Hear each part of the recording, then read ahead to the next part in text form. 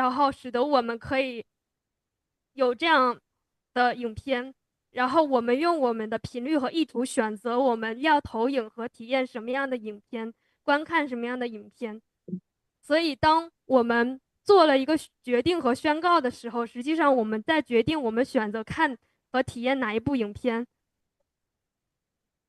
所以当我们做出一个决定的时候，我们的所谓的过去已经不存在了，因为那个过去是另外一部影片，我们已经转移到另外一个量子场，或者说这个量子场的另外一个可能性，或者说另外一个平行宇宙。所以我们只需要在当下做决定、做选择，因为那个我们认为的过去从来就没有存在过，我们只是选择在不同的时空体验，在不同的影片去体验。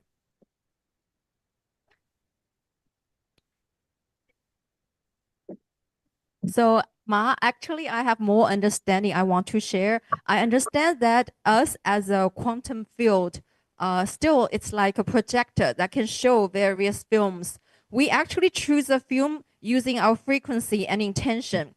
So I remember Swamiji mentioned about Nada and Bindu. I think it's the combination of Nada and Bindu, as I understand it, is a union of feminine and masculine energy.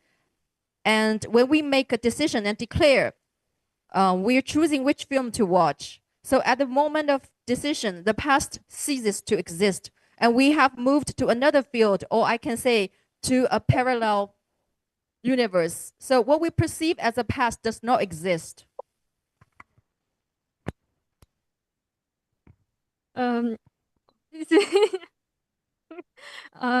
然后为什么未显化状态是好的？未显化状态就是我们把投影仪的那束光关掉，然后我们进入到一个可以替换任何我们想替换的影片的状态。所以在这个时候，我们用 Nada 和冰度，就是师傅说就好像是把那个种子放到土壤里面，就好像是卵子和精子的结合，是那个初始的状态。然后在把投影仪关上的时候，我们把这个已经孕育好的、结合好的影片把它放进去，然后当光投射出来的时候，就是开始显化，我们已经开始看见。然后这个时候，观察者、观察和被观察的对象三者开始分离，我们就产生了幻象。我们认为我们是屏幕当中投影的那个角色，而不是这全部的观察者、观察和被观察对象的合一。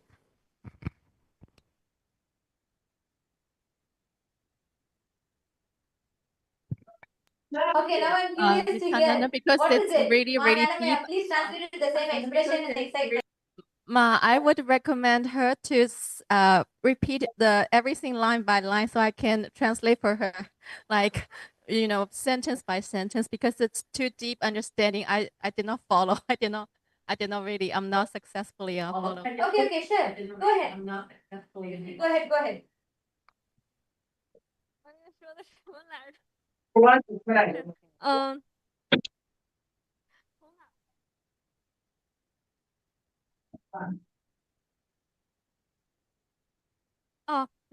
未显化是好的。I think the unmanifest is good thing. 我认为未显化状态就是当我们使用投影仪的时候，把它的光关掉。It's just like that when we're using a projector, we turn off the switch. The light is just off. 所以这个时候我们可以选择我们要投影哪一部影片，我们可以自由的选择。So this time we can choose which film to play. We can be free with our choices. 然后这个影片是我们种下的那个种子形成的，一个结果，而那个种子就是 Nada 和冰度结合的。So the film is the result coming out of the seed, and the seed is from the Nada and Bindu, a combination of Nada and Bindu. 所以在未显化状态，这全部的孕育过程正在发生。也就是当我们关上投影仪的光的时候，我们可以开始制作我们的影片，并且选择我们要投影哪一部影片。So the state of the unmanifest is the process that when we got the projector switched off, when we are choosing which film to play.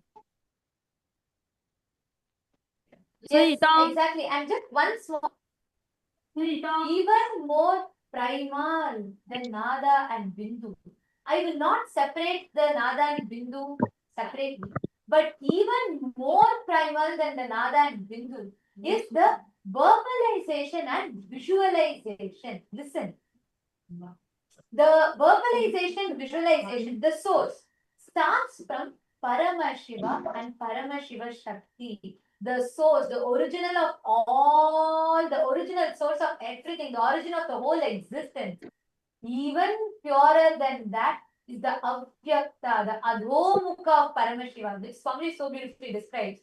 Because when the whole universe has to start, it was first pure, unmanifest, Avyakta of Paramashiva, the pure easiness of the universe. Even now, if you all can just close your eyes for a minute, just try to go deep into that silence.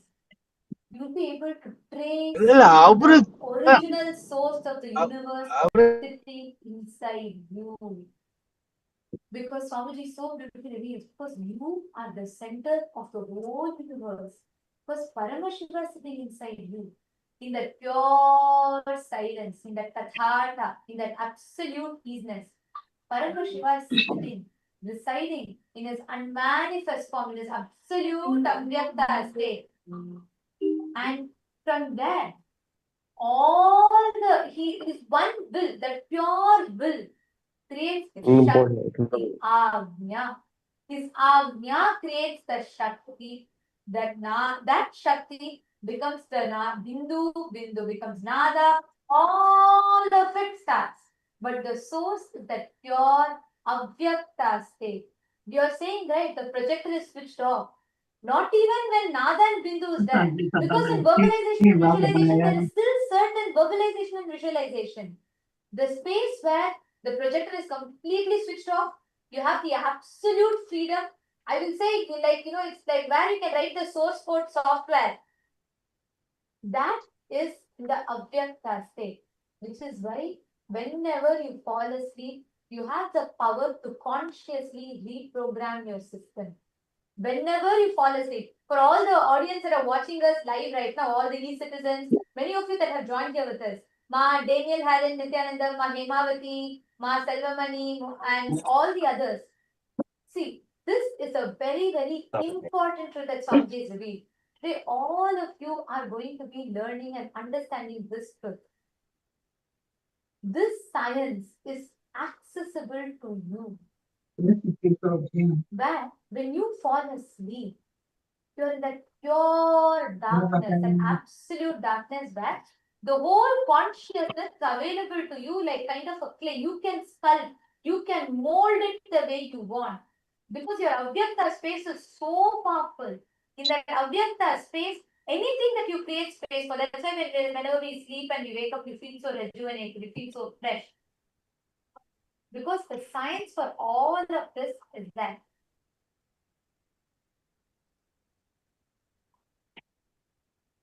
I think now that should, I think in the e-citizens room, I'm seeing many are unmuted. Okay, now it should not be there. And Ma Chang Wu, please remove any kind of transcribing options. Please do not have transcribing. No transcription. Please remove it, or else we'll have to be removing you from the meeting, ma. Please make sure no, all these AI transcripts are removed. And all the Chitsabha members, I'm seeing a lot of Chitsabha members, Shalini Ma and Preeta Ma, Harlina here, and all the Chitsabha members in the Zoom. There are a lot of Chitsabha members in the Zoom. Can I request all the Chitsabha members in your WhatsApp? You all have received an exclusive special darshan room for Chitsabha members. I request all the Chitsabha members to please join the Chitsabha darshan room. All the Chitsabha members in your respective Zoom room, you all would have received an exclusive Zoom for the Chitsabha members. Ma, Jamila Tiku, and all the Chitsabha members. I'm seeing many of you here. All the Chitsabha members, requesting all of you to please take a moment. Ma Cecilia Lam, Ma Sobi, Ma Sobi and Sabeshaya, all the Chitsabha members. For all of you, you have an exclusive special Zoom. All the Rajya Sabha members, you have the Rajya Sabha Zoom. All the Chitsabha members, for Chitsabha members, you have a special Zoom. And I request you all to please join there for the program. The darshan, the special Naina Diksha will be given for all the Chitsabha members there. So requesting you all to please join that. Sorry, Ma'am Paramashakti, just give me 1 minute. I just want to announce. Wait here. I want to finish my conversation. Wait here. All the Chitsabha members, can I request all of you to please confirm? All Chitsabha members, please join the Zoom. For all the Chitsabha members we have. Ma Nyanesha, you're asking, do we need to prepare anything like ghee or anything for the process? No, because this process is nothing for us to do. You just need to relax. Because Swamiji is going to give you enlightenment suddenly. Not with your plan, not with your plan, thought through way. He is going to be suddenly giving you the enlightenment experience. So you just relax. Actually, just the other day, we had a very beautiful and a very interesting process and initiation from Swamiji.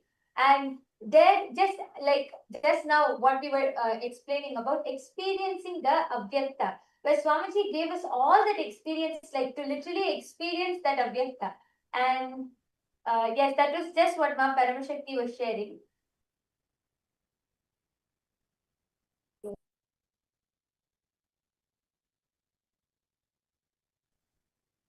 So the process we had just a few days back was called Sleep Your Way to Enlightenment. So Swamiji is so beautifully for all the Paramashiva Sena participants, all the Rajya Sabha members and the Chitsabha members, we all, for all of us, Swamiji gave us a very special initiation called Sleep Your Way to Enlightenment, where Swamiji explained Swamiji revealed so many deeper truths, deeper secrets about enlightenment, and that is where Swamiji revealed all of the Avyakta, that whole unmanifest form.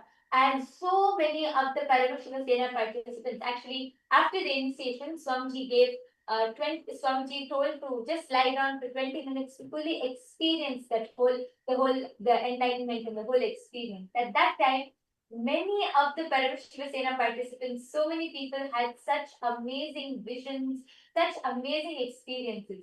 Swamiji actually so beautifully explained about how the Avyakta space of unmanifest, is where it's like a cave with all the treasures available. Somebody gave the example of Alibaba and the 40 thieves. That story you have, right? The cave that Alibaba goes to take all the things that he wants and everything is there. I mean, that's all a fairy tale concept, but Swamiji revealed about how actually in reality, you have this ability to consciously choose, download whatever you want.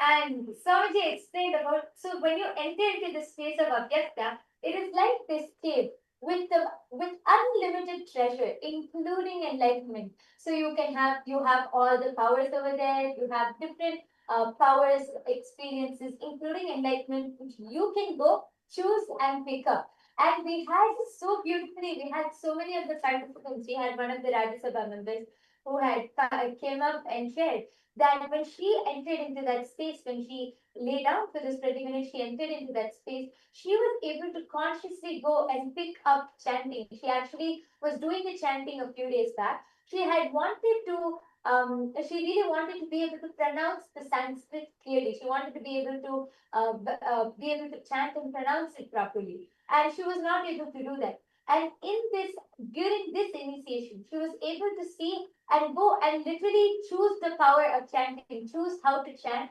And immediately after that, she actually, we told her to take the books and start chanting, start practicing. She was able to feel that whole energy just coursing through her.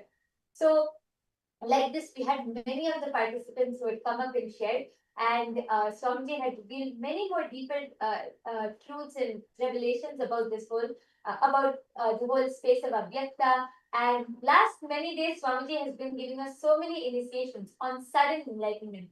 Today, we are going to all be experiencing sudden enlightenment guaranteed. And Swamiji, of course, Swamiji's compassion, Swamiji has opened it up for all, for anyone and everyone to come and be a part of this, to come and experience this.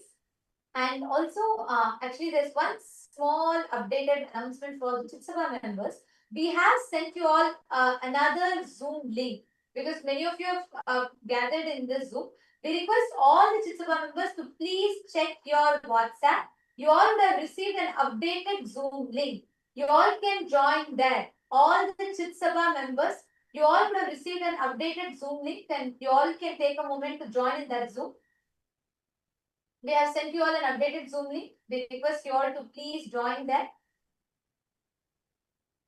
Yes, requesting all the Chitsabha members to please join that. Please check your WhatsApp. You all should have received an updated Zoom link.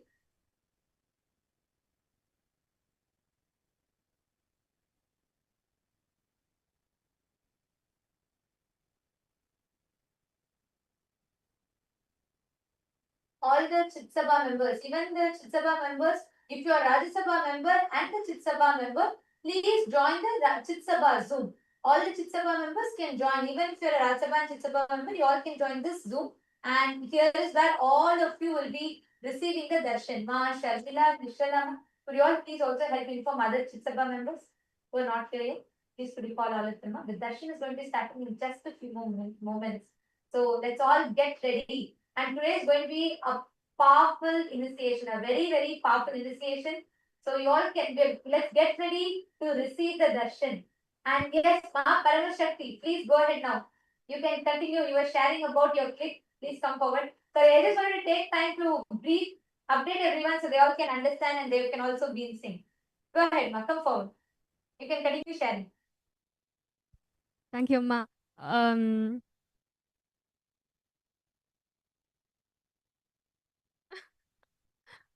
师父说，如果我们是从未显化到显化状态是很容易的。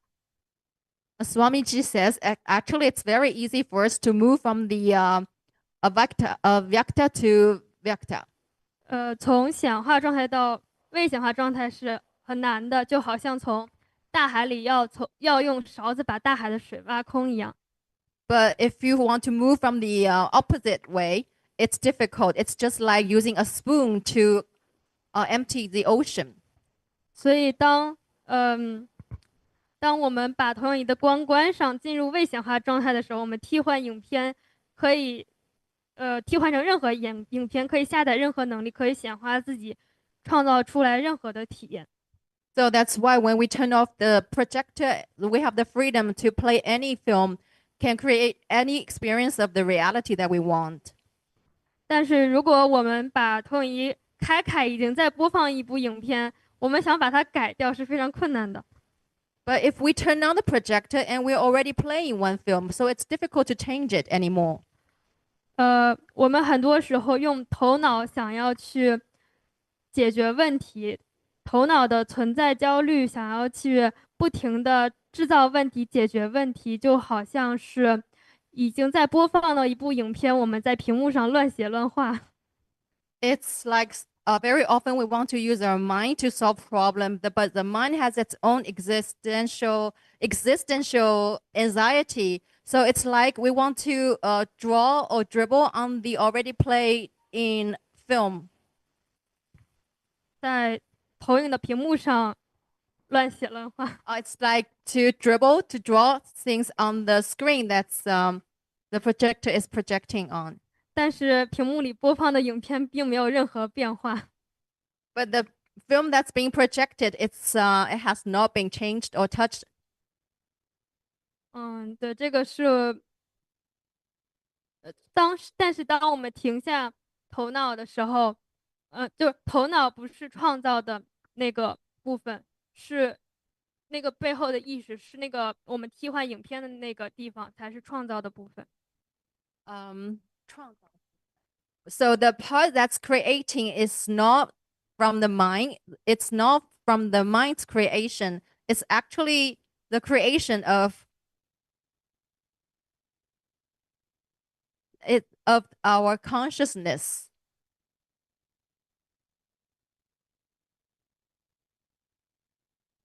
It's the part that can store the information.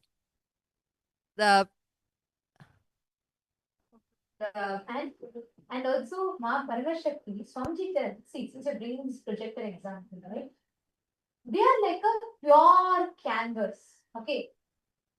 Even when you tell we are playing the movie, there is a certain association you are having with that movie because you feel you are picking and choosing.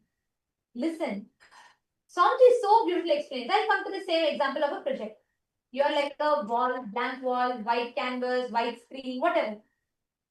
Let's say life is projecting a horror movie, a romantic movie, a rom-com, thriller movie, mystery, sentimental movie, and so many different things.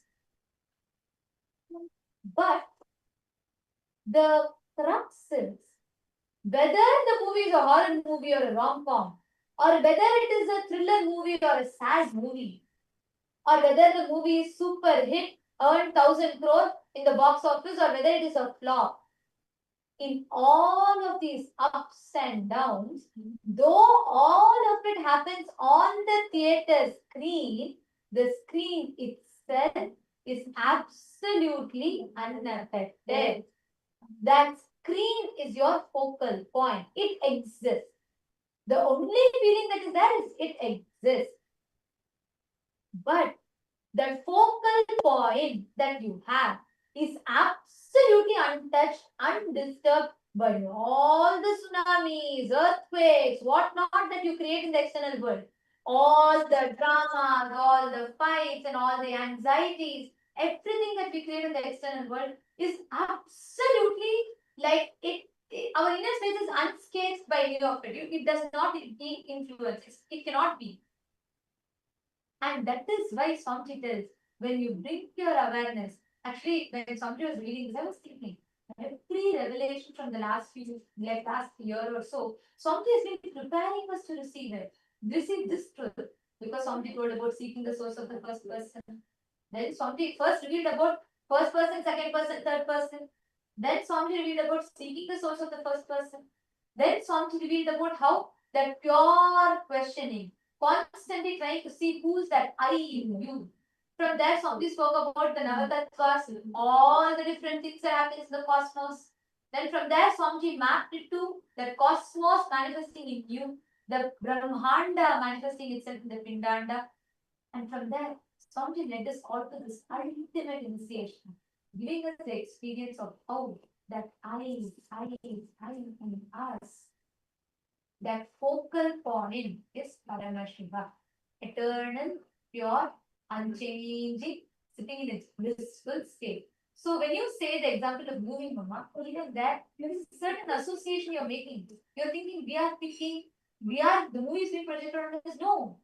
Right now, your past, your present, your future, creation, destruction, sustenance, rejuvenation, pulling out of delusion, depression, all of it is happening now in you. Though all of this are happening, your original state as Paramashiva is absolutely untouched. You understand?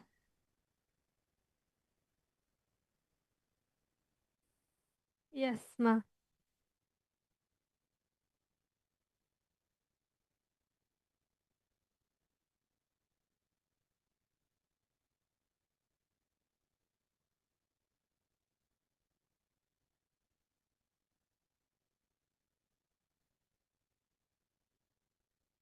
No sounds, Ma.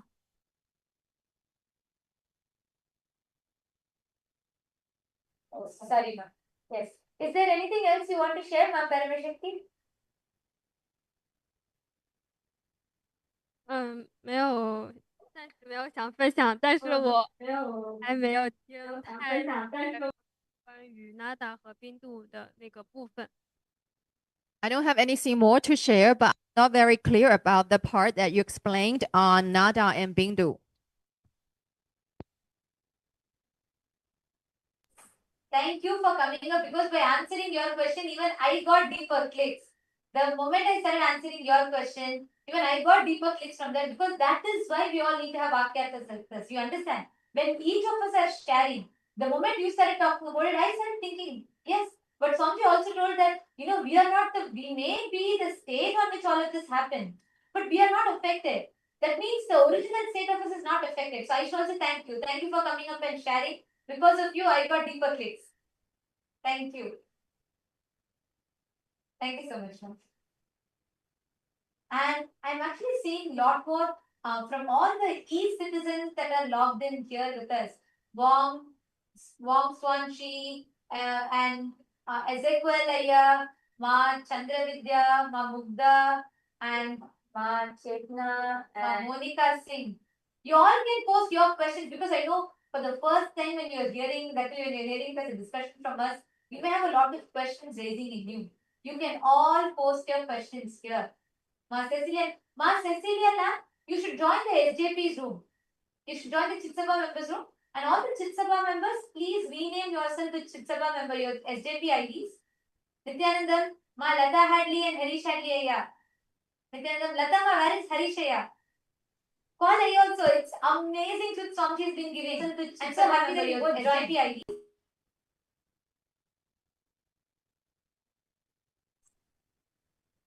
And yes, I'm seeing so many messages coming in the room, the C-Citizens room.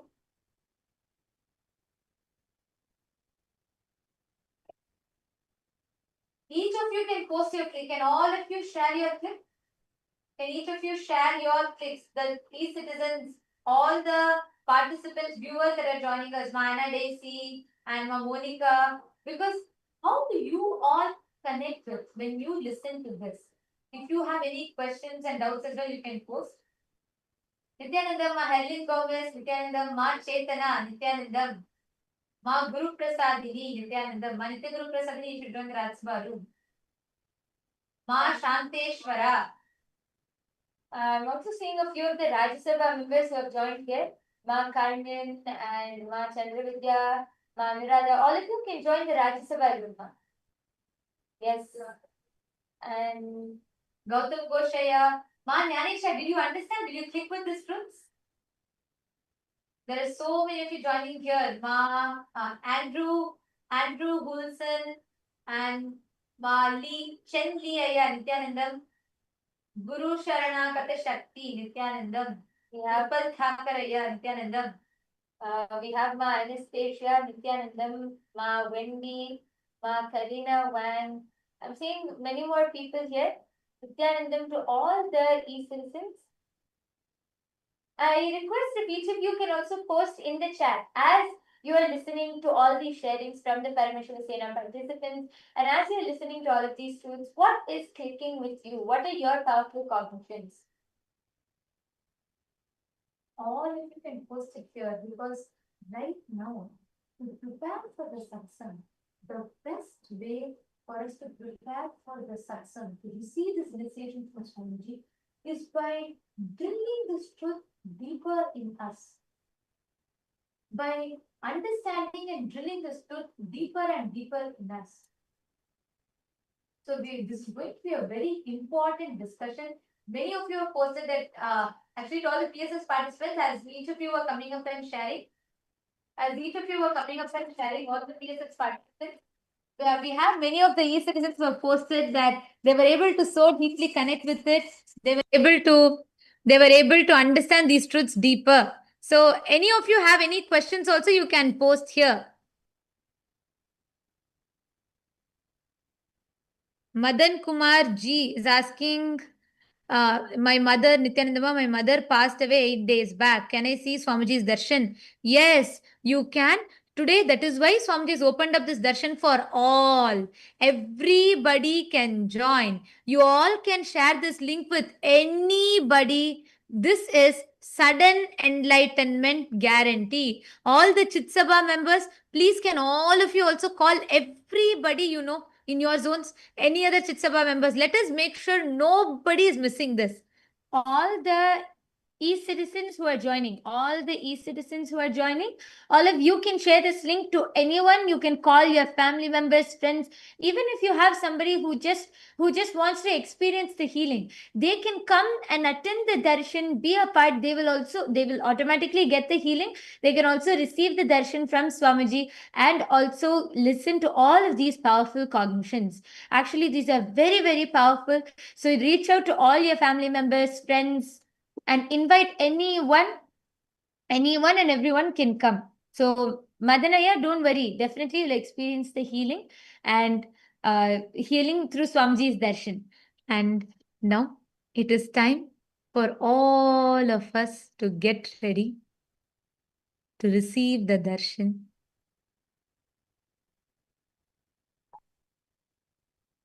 Please sit straight.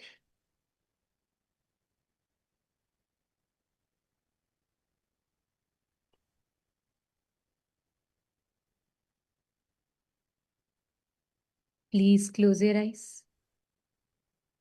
Let us all prepare ourselves to receive sudden enlightenment. The enlightenment, ultimate enlightenment, sudden enlightenment guaranteed. Please close your eyes, settle down.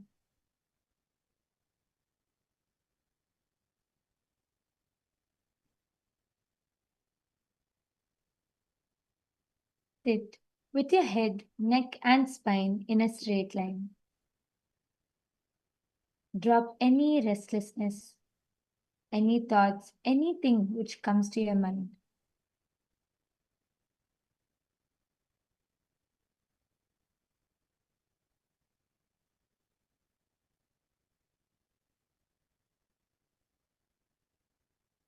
Prepare your mind and your inner space to receive the darshan,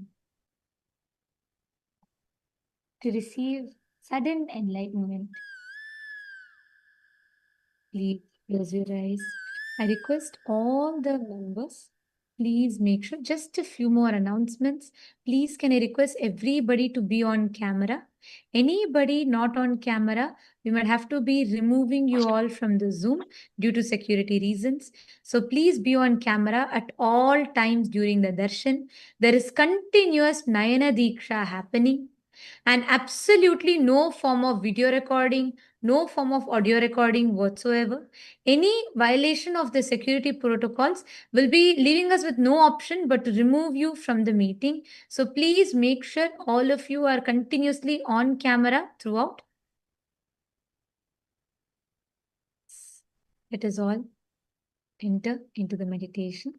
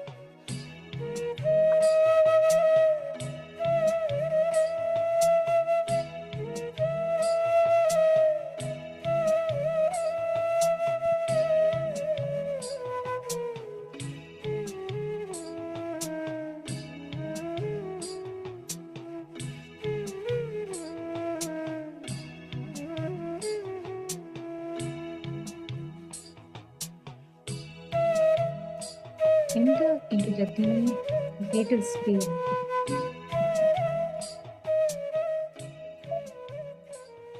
Enlightenment itself is given to you. The ultimate is gifted to you as a gift, sweetly, and remain in that space of deep seeking to receive that enlightenment.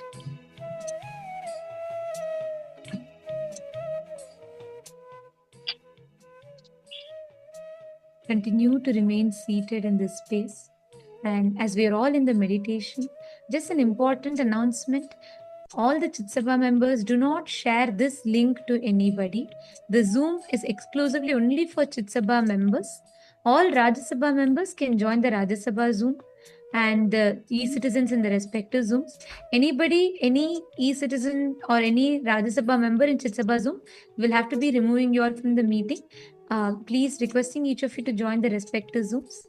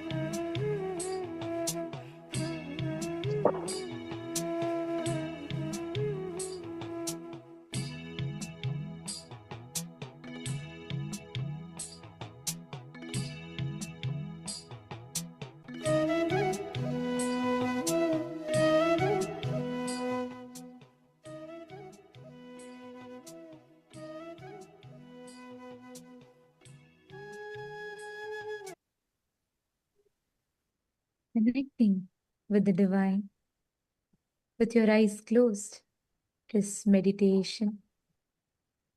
Connecting with the divine, with your eyes open, is darshan. Come, let us all now move from meditation to darshan. Slowly, very slowly, please open your eyes.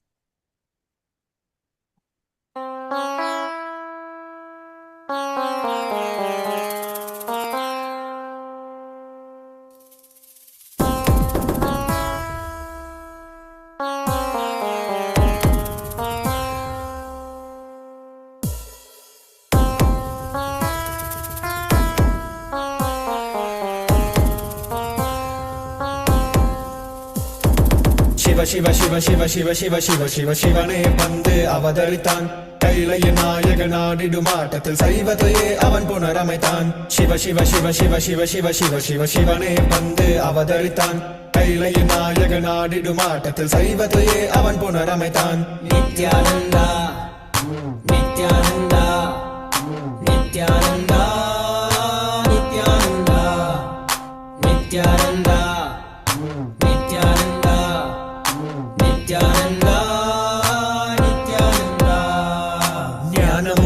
ശക്തിയും பரமனாகனதில் பதித்தது அஷ்டசக்தியும் 10 திசைகளும் உன்புகழை பறைசாற்றியது கைலையை படைத்த கலைஞனே கைலை நாயகா பரமேஸ்வரா உந்தன் அருமையை அகிலம் பரப்பிட படையெடுப்பனே மாஹேஸ்வரா இது ஆதி சைவம் போற்றும் எங்கள் தேசம் ஆடி பாடி கொண்டாடிடும் கூட்டம் என்று உந்தன் அழகு கவிதை பேசும் ஜெய ஜெய ஜெய ஜெய நித்யானந்தா சிவன் அருளோட சக்திகள் வெளிப்படும் பைரவனின் காவலோடு அகிலத்தை ஆண்டிடும் வீரன் அவன் வழி நடந்திட அவனோட வாழ்ந்திட வேண்டி வந்தேன் நானும் அவனோட சேனை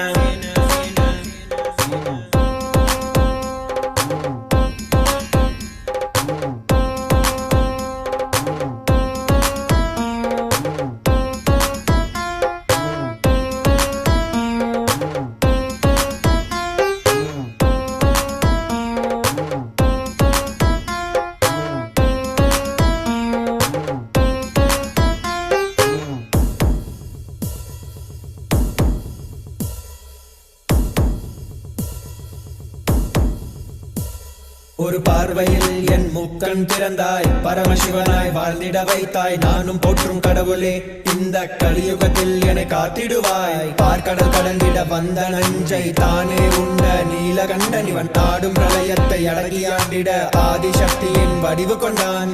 ஆதி சைவத்தை காத்திட வேண்டும், விஸ்வரூபம் எடுத்து நிவா. கோடி அடிகளை தாங்கிய பரம்பரை எழுதில் நாங்கள் வீழ்வோமா?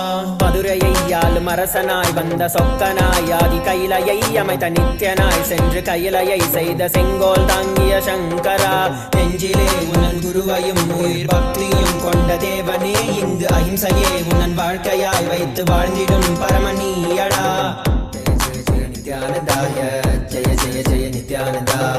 Jaya Jaya Jaya நித்யானந்தாய, Jaya Jaya Jaya Nithyananda. Jaya Jaya Jaya நித்யானந்தாய, Jaya Jaya Jaya Nithyananda. Jaya Jaya Jaya நித்யானந்தாய, Jaya Jaya Jaya Nithyananda.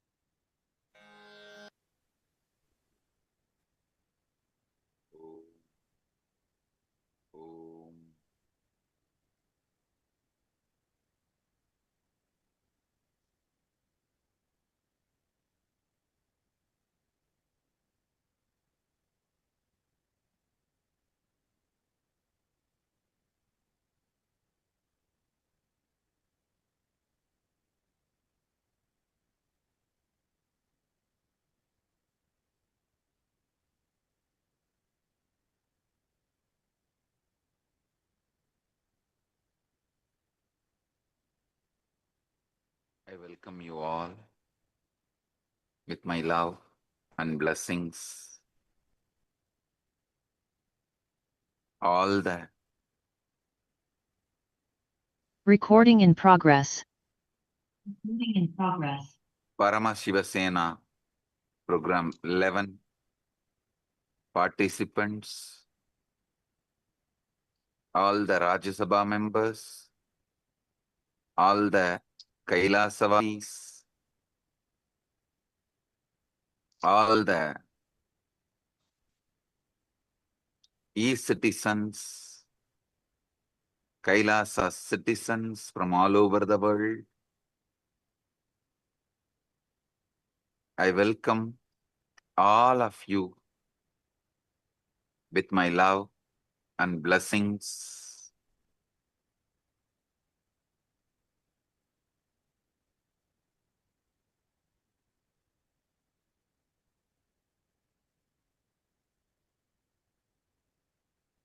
As the ultimate manifestation of the ultimate,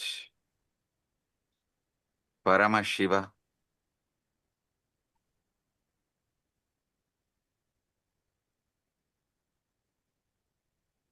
I bless you all with Paramadvaita. Paramadvaita Praptirastu.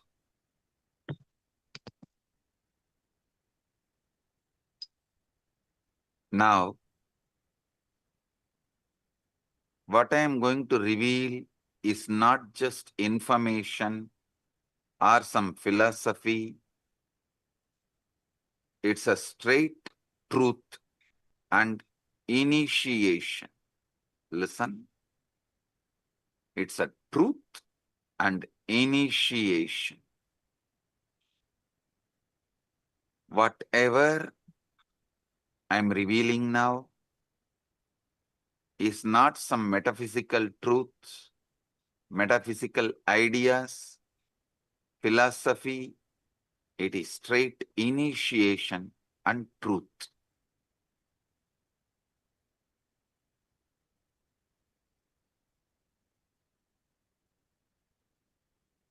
Look at your mind for a moment.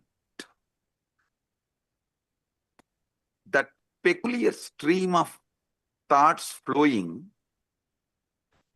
through your awareness right now.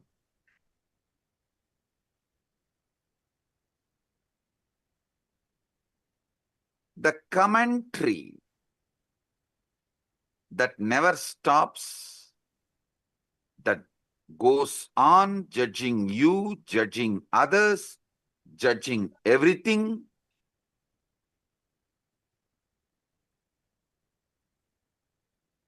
Every words you hear and process inside you, even these words, when you are listening, immediately you start judging.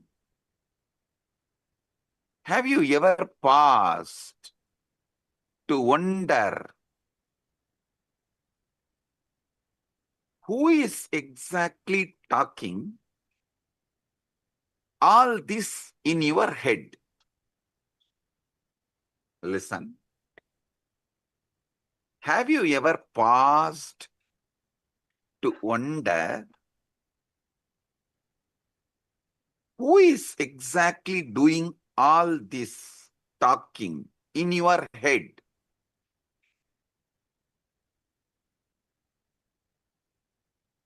Almost every one of us pass our entire lives listening to this internal monologue without ever questioning its source.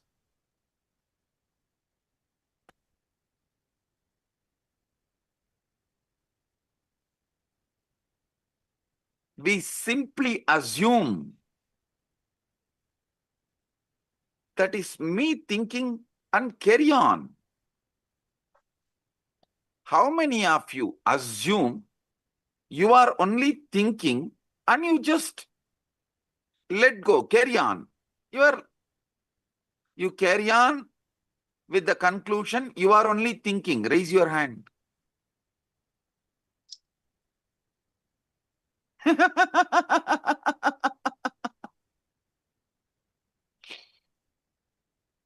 Come on. Is it really you?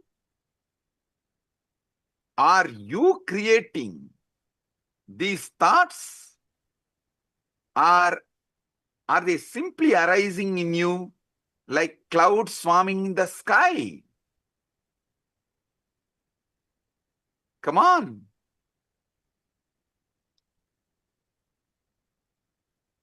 If that voice is truly you, then who is the one listening to it? Who is aware of these thoughts? If that voice is truly you, is it not that awareness is also you?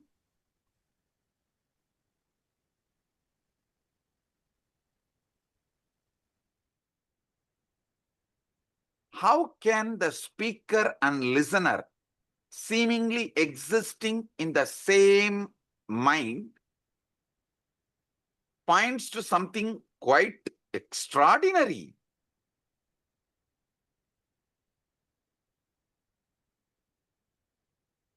About the nature of the consciousness.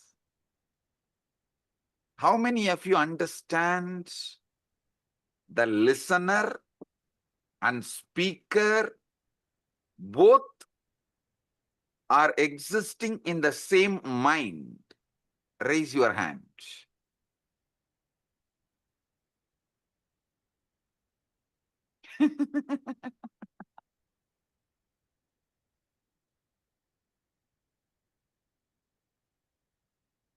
Now,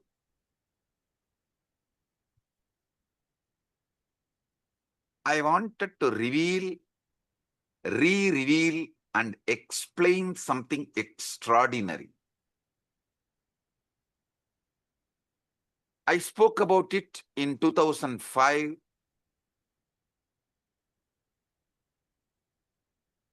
The Guaranteed Enlightenment Satsang on Ashtavakra Gita in Bangalore.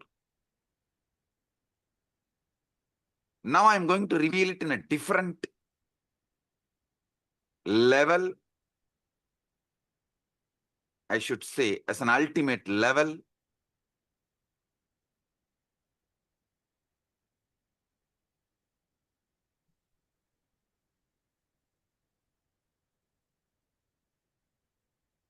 your thoughts, when you are able to predict, you are the speaker and you are the listener. When you are not able to predict, you are neither the speaker nor the listener. Listen. Only when you are able to coin the words, predict, you are the speaker and you are the listener.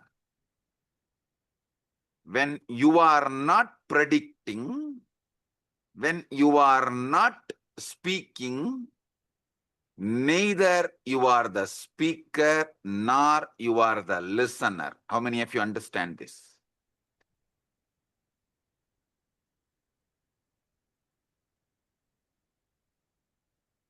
You can't answer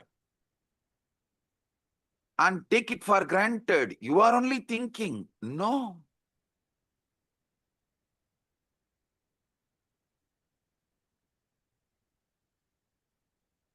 You can't dump the responsibility on someone else.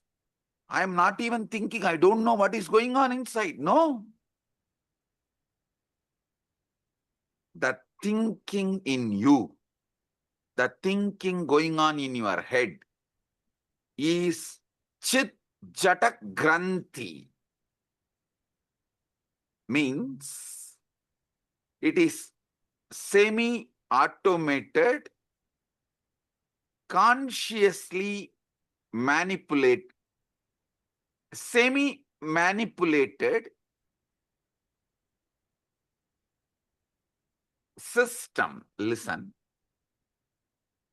When it comes to heart beating, you can say it is beating on its own. Your involvement is practically nothing. But you can't say, you can't think, you can't say you can think as you want forever. How many of you are understanding this unpredictable nature of thought?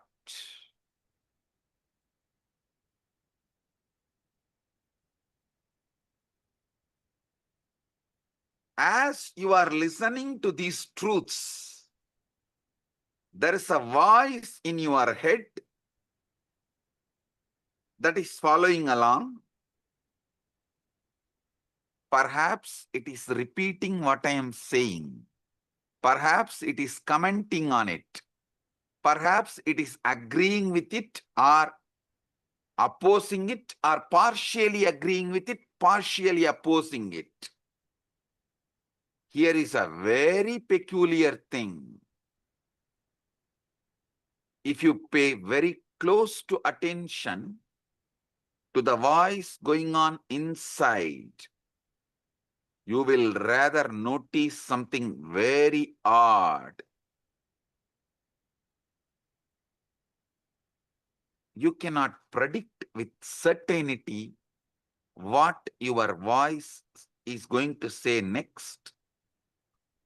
If you decide to stop and utter the words as you want in your head, you can listen also your words.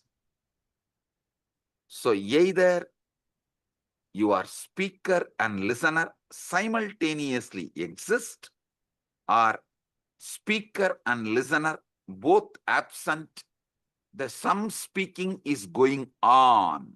How many of you understand it?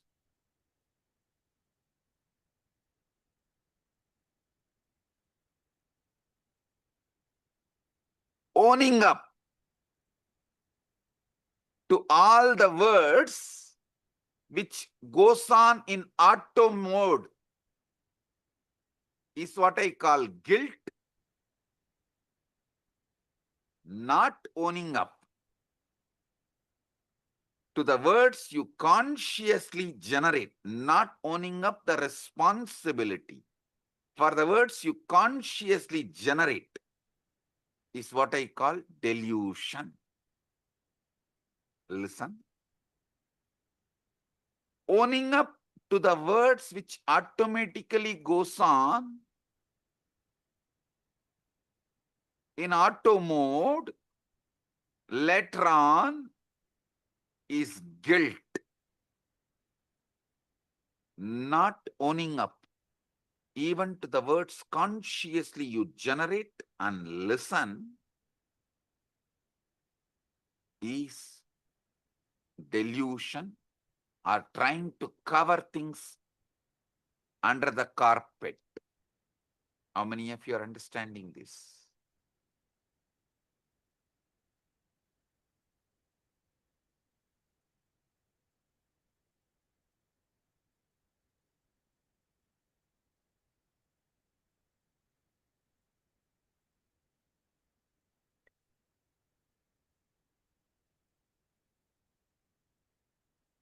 You cannot predict with certainty what this voice is going to, what your inner voice is going to say next.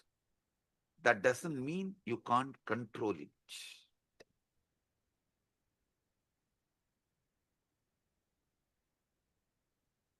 How many of you are seeing? This is like a car, you can put it in autopilot and you can also drive. At some point you drive, at some point you put it in autopilot mode.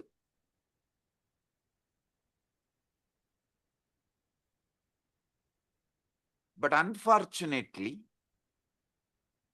even what goes on in the autopilot mode, you take the responsibility, you feel responsible for it. Automatically you feel you are only talking. How many of you understand it?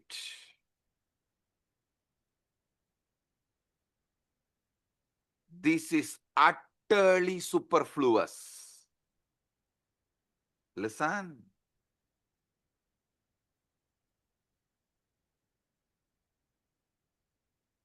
Non-recognizing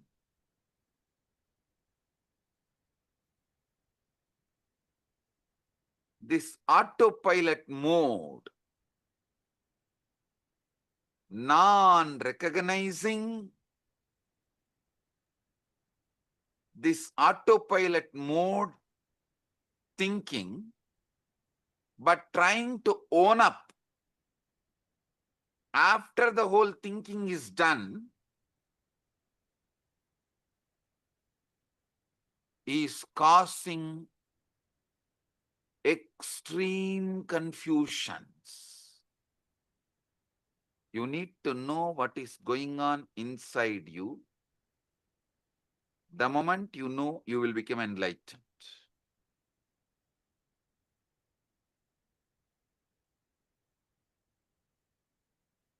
Am I doing the thinking, or is thinking happening to me?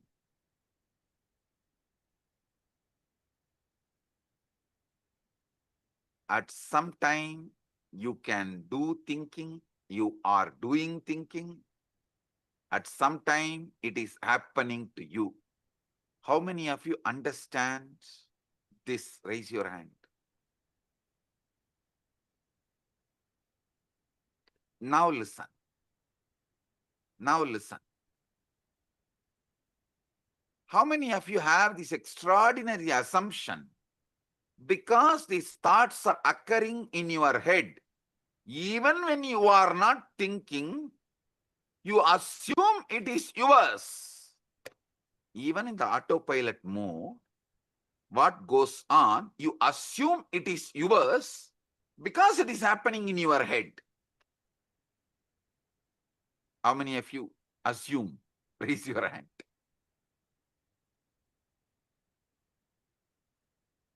Yes. Drop the hands. Listen.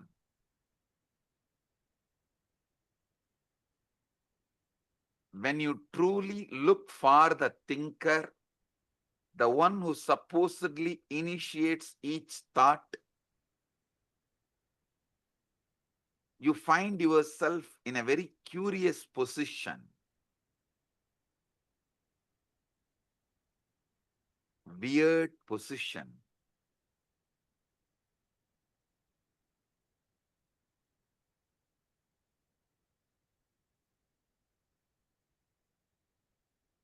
When you consciously think, yes, everything is great, right? But when it is going on in auto mode and you try to find who is thinking, suddenly the auto mode stops. How many of you have discovered whenever you become aware and find out who is thinking, the auto mode stops? Great. Great.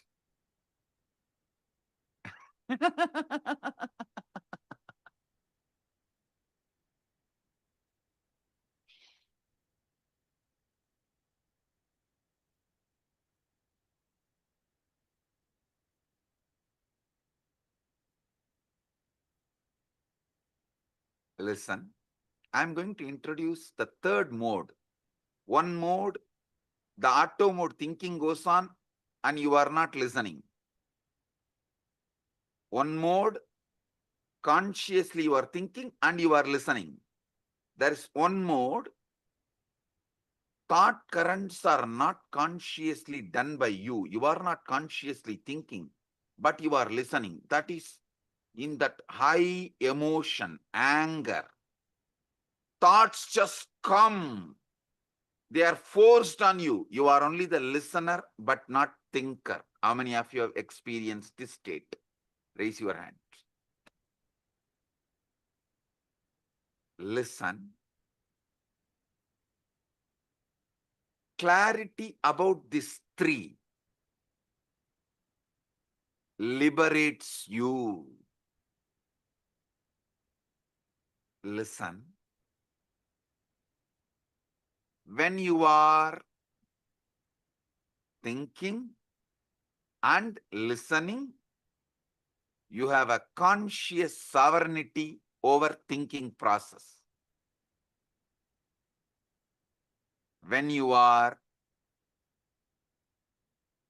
neither thinking, the thoughts are forced on you, it is going on, nor you are listening, but unfortunately you own it up because it goes on in your head. That is deluded, unconscious, or I should say, deluded part of you. The third one, where thoughts are not yours, it is forced. It just flows. You can't control, you can't design, you can't interfere, but you are listening. This is the dangerous mode, dangerous space. In this space, you execute the command of your deluded part. See, when you are neither talking nor listening, both are in auto mode, you only own it up as yours and feel guilty. That is not that dangerous. But when the words seep in from the delusion into your listening, but you can't control the words, that is the dangerous part of you. That is responsible for all sufferings.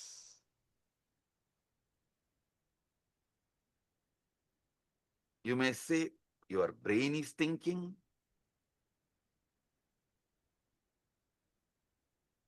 But you should know.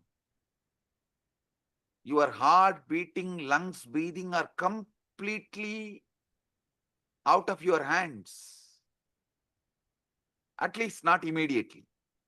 If you do specific acts, you can interfere even in that. If you run, you can alter your breathing, your pulse rate, all that is different. But normally, that is why you don't say, I am beating my heart or I am breathing my lungs. No.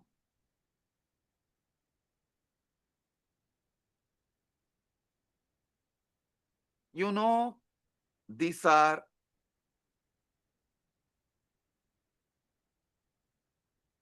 the processes happening in you largely autonomously. But even the autonomously when the thinking is happening autonomously, you own up, and when those thinking is forced on your listening, you execute thinking it is yours. How many of you understand? You are executing somebody else's command continuously and repenting by mistaking that command is yours. Raise your hand. Now, this is very important understanding you need to have.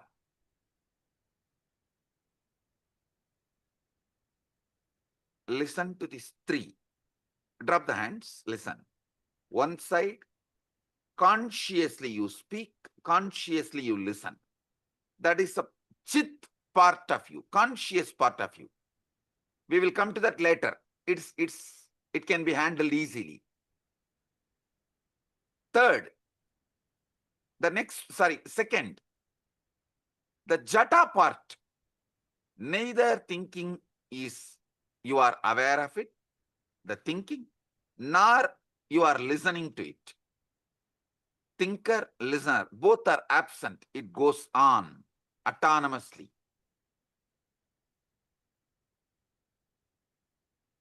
The third, dangerous. From that autonomous thinking zone, the thinking enters into your consciousness. Listening happens consciously, but thinking is not under your control. But you take that as your thinking and start executing. This is what is the third part, Chit Jatak Granthi part. How many of you understand? This Chit Jatak Granthi part is responsible for all mess in your life.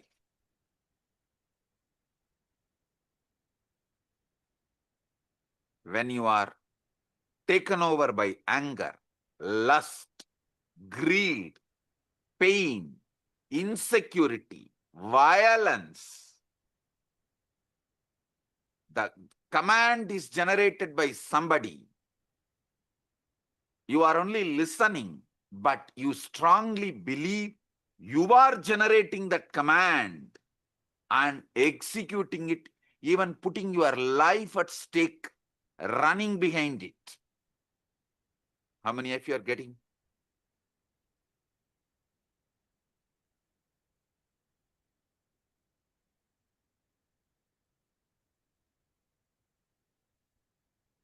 Drop the hands.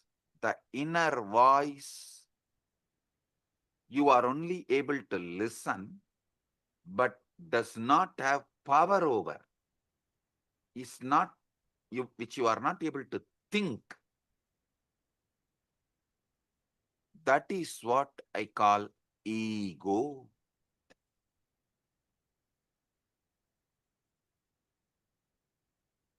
Devil commanding and making you execute. unfortunately, you own up the devil. You feel the devil is advising you for good. You even have justifications.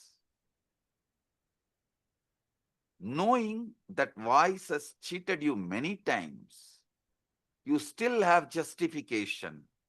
Listen, obey.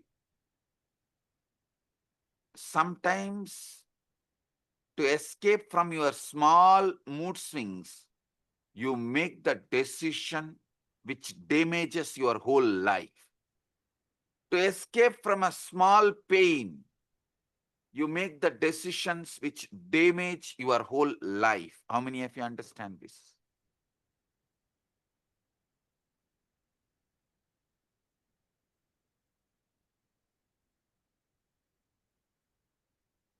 Relax. Now, understand this three component. Chit. You are talking, you are listening. Jata. Neither you are talking nor you are listening. Autonomous. Both autonomous. Chit Jata Granthi. Talking is by somebody else. You can't control it. You can't even alter. You can't censor. You can't edit. You can't put a word extra. You can't reduce a word. It is like forced on you. You are only listening. Just because you are listening it, inside your head, the listener assumes you are the generator of that thinking.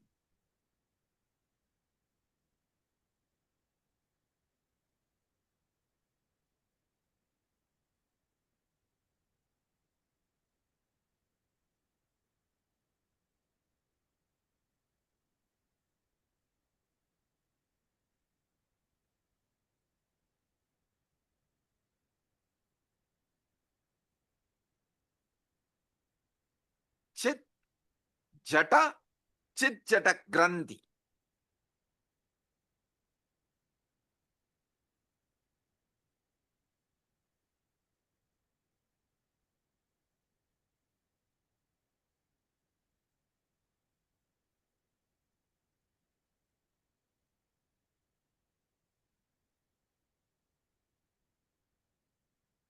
This Chit Jata Granthi, your ego, your delusion,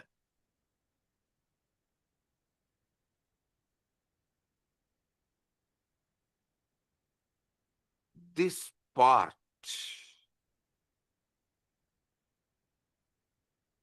becomes more and more dangerous, destructive,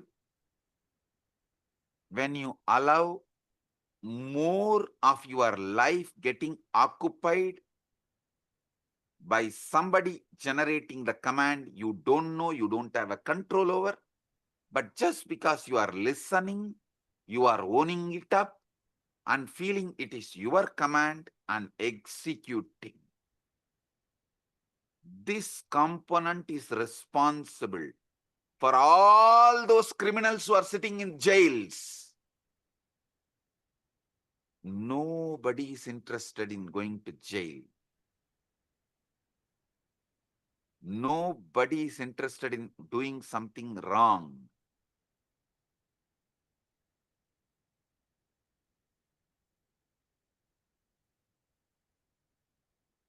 But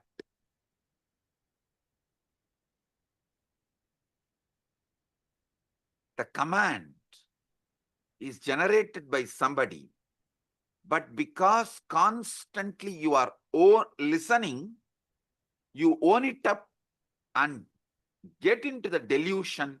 You are only talking, it must be your voice, and you start executing. Listen. Don't think.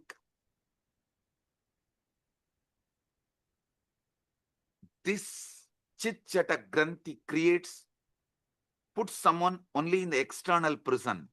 This is internal prison. All of you are also in a way kind of a prison, which is just this chit chata granthi, and the decisions you made because of this chit chata granthi, the securities you built around you, which has become many times a prison, the life you built around you, which has become many times prison, many things you built around you, which has become many times prison, is owning up to the voice just because you listen to it, because it is from your head, you think it is yours, you really feel it is yours, but actually you don't know. How can you own up something which you have not uttered? See, if something is yours, then you should be able to edit, add, delete, speak. Are you able to? No. Then how can you own up and execute certain command, some command, which you are not owner, but continuously you believe it is yours? How many of you understand this? Raise your hand. Yes, now I'll give you just 3 minutes. Pen down this chit, jata, chit, jata, granthi, all three. So you are understanding it.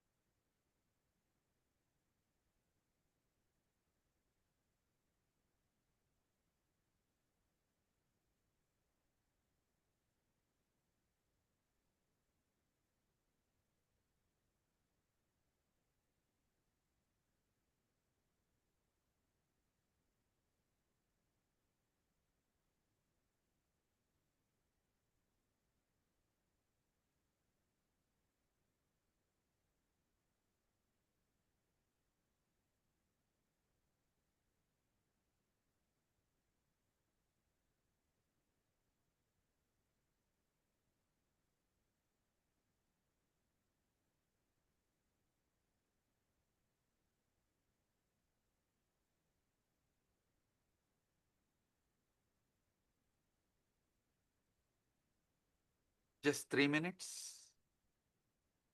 Pen down. Because I am interested in you, understanding you. This knowledge will enlighten you. It will give you sudden enlightenment.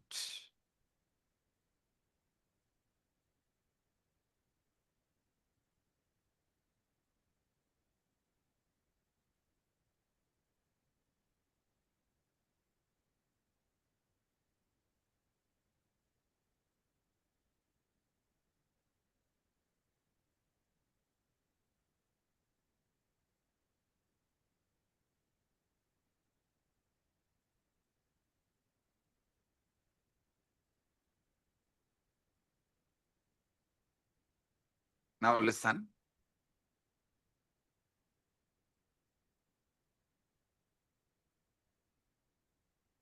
The chit part of you, the voice you can generate, you are listening. That part of you is called buddhi.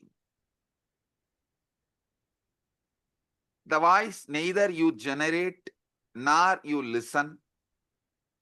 That part of you is called chitta. The part you don't generate the command because you listen. You assume it is yours and you obey. This part is called ego, ahankara. This voice of ego, listen, this is actually the 90% of your life. 90% of your life is dominated by this third component. How many of you understand that? 90% of you is dominated by this third component. Drop the hands. Listen. This voice has been shaped by everything you have ever experienced. Your parents, your education, your books, all the books you read, the conversations you have had, the very culture in which you have grown up. When this voice speaks of I, of me, of myself, what is it really referring to? See, when the Chit-Chatakrandi, the ego,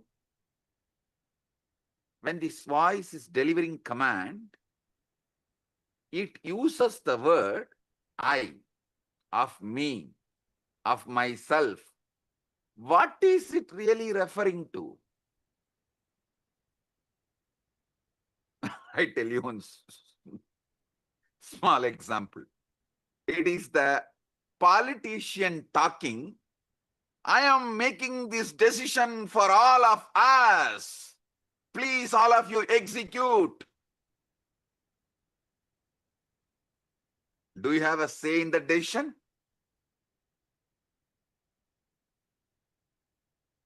You just execute. And you are convinced you made the decision because you voted 4 years before or 5 years before.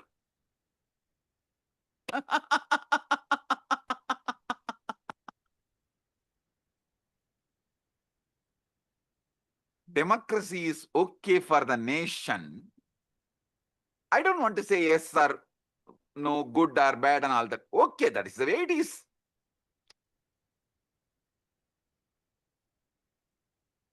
But blind way of living is not right for yourself.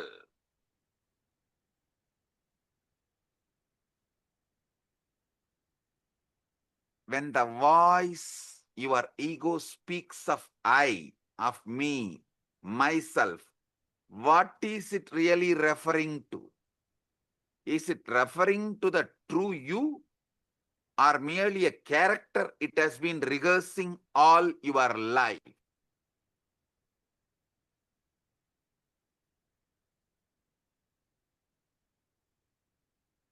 How many of you understand? From the moment we learn language, we are taught a most peculiar game. We are given a name and told, you are this. You are Ram or Suresh. I always refer these names because in India, if you scream Ram, 1/3 of the country will turn and see you. If you just shout Ram, 1/3 of the country will turn and see you. In Tamil Nadu, if you scream Muruga, 1/3 of the Tamil Nadu will turn and see you. In Tiruvannamalai, if you call Arunachalam, 1/3 of Tiruvannamalai will turn and call you, see you.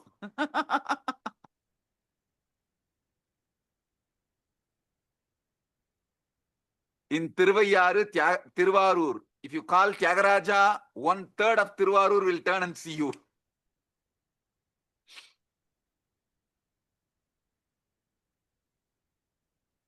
Listen, this peculiar game of name, as if this collection of sensations, feelings, experiences, all is a one continuity you get deluded by that one word called your name. How many of you are cracking it?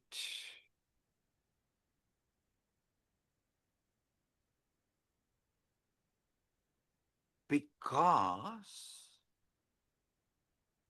you believe in your name, and that name gives you the false idea of continuity, and because you believe in that false continuity, all that goes on inside you, you own it up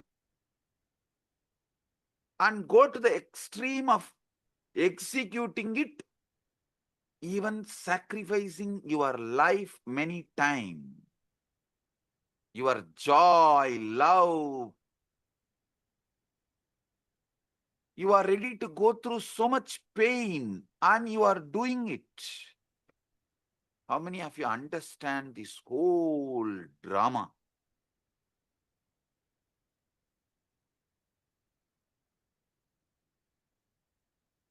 Gradually, through the years, you build up a story. I was born on such and such a date. These parents to these parents in this place. The voice in your head becomes the narrator of the story, constantly upgrading your biography, constantly telling you who you are. On and on it goes, weaving this fictional character.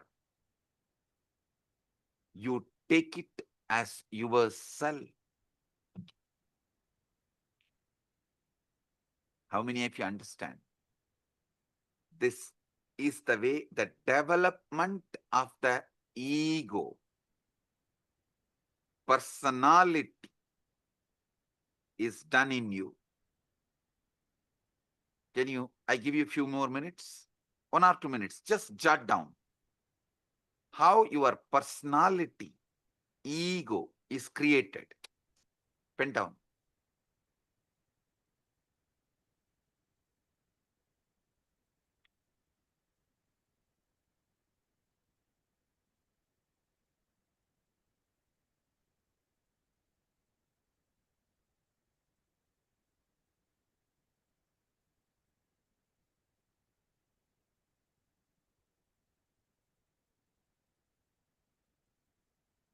But if you see, this is a case of a mistaken identity of the most profound kind. With how many of you this clicks? Oh God, this is really, really, really most profound mistaken identity.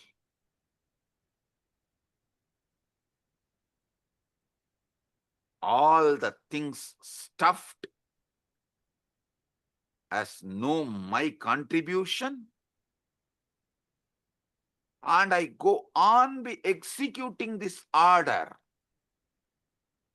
I continuously execute the order, and literally I have no role in generating the command. How many of you understand it?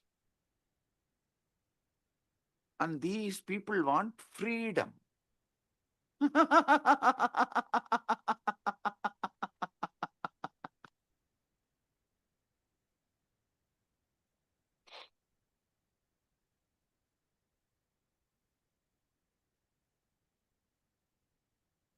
How many of you are right now seeing your ego is mistaken identity of the most profound kind?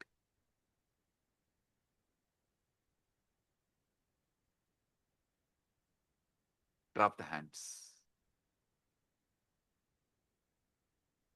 It's like going to the theater, becoming absorbed in the play so deeply, you forgot you are watching actors.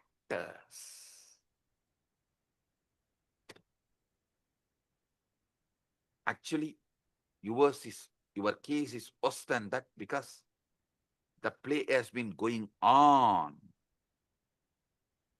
so long, your entire life, that you have utterly forgotten. It's a mistaken identity of the most profound kind is performing this whole thing.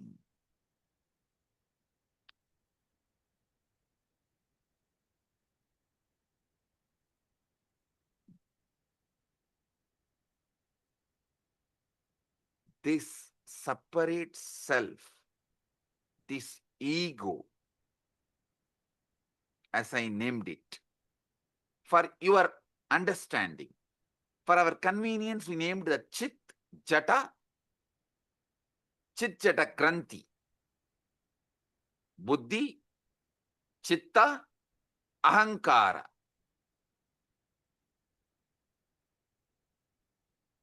This separate self, this Ahamkara, ego,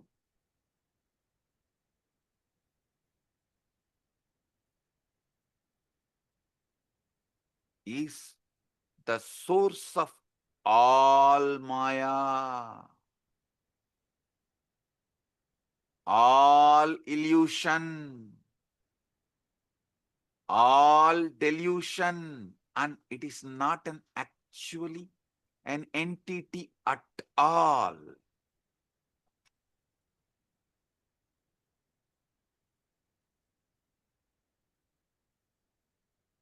I enlightened all of you about your buddhi, your chitta, your ego, which is source of all illusion and delusion. It's a process. It is something your organism is doing. But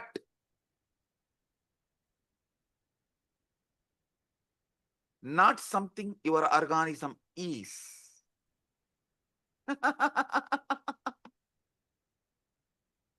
It is something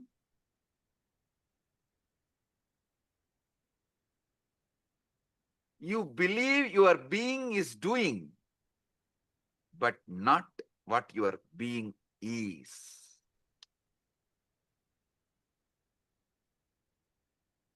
How many of you are getting it?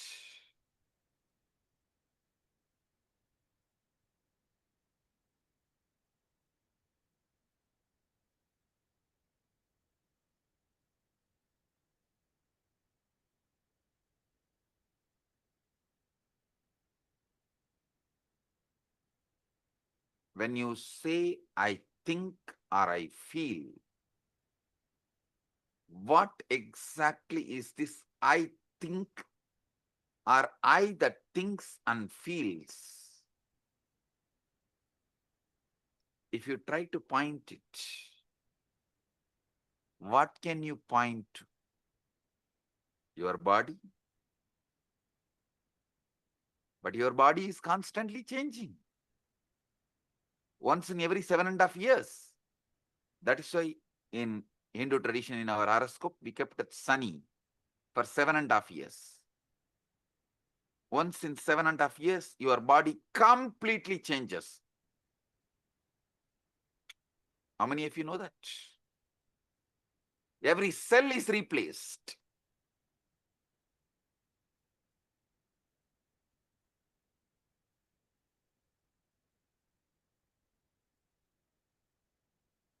Your memories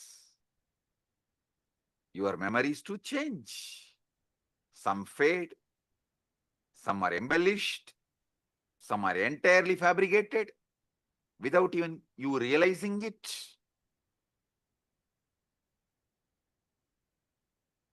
Your memories change, your bodies change, your ideas about you change.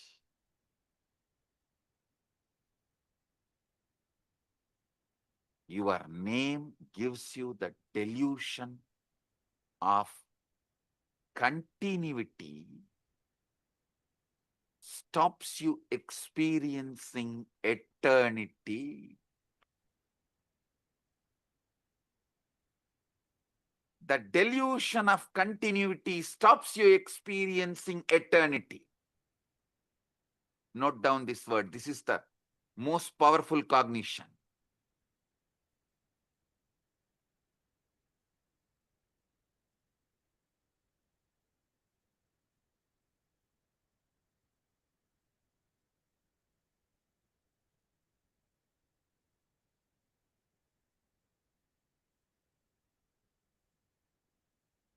When you look for your true self, it's like you trying to catch your own shadow. The closer you get, the more it recedes.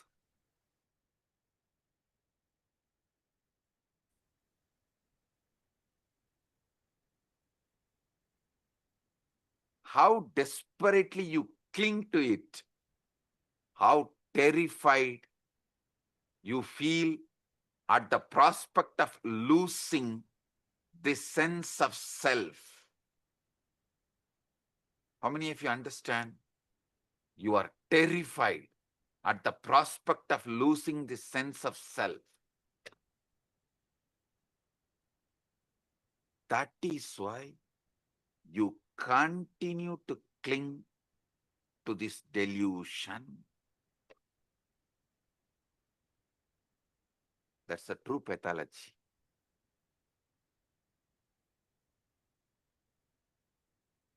See, the separate self is a useful social convention, like a money,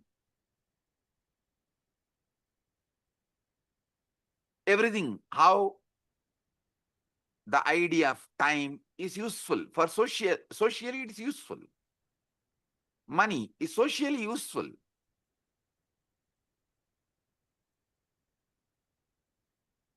But not the truth.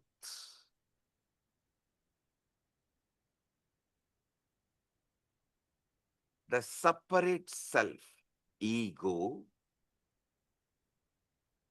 socially useful as social convention, like money, but not the truth. We all agree to pretend it exists because it makes certain interactions possible. But the trouble begins when we mistake this convenience for the sake of the truth, real, as a truth. See, the real trouble begins when we mistake the convention for reality as the truth.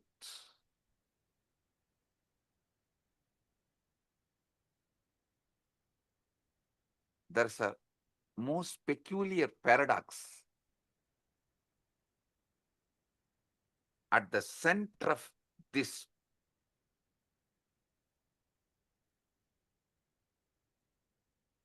seeking the truth. Listen, I am actually decoding that 4 Mahavakya of Upanishads for all of you. Naham deham, koham soham. Later on I'll explain. This is the Mahavakya I am decoding step by step for all of you. The most peculiar paradox at the heart of this seeking the truth, when you attempt to observe the voice in your head, to watch your own thoughts as they raise. Who exactly is doing the watching? It seems there is an observer standing apart from the thoughts, doesn't it? Tell me. It seems like observer is standing. That is why you are able to seek, watch.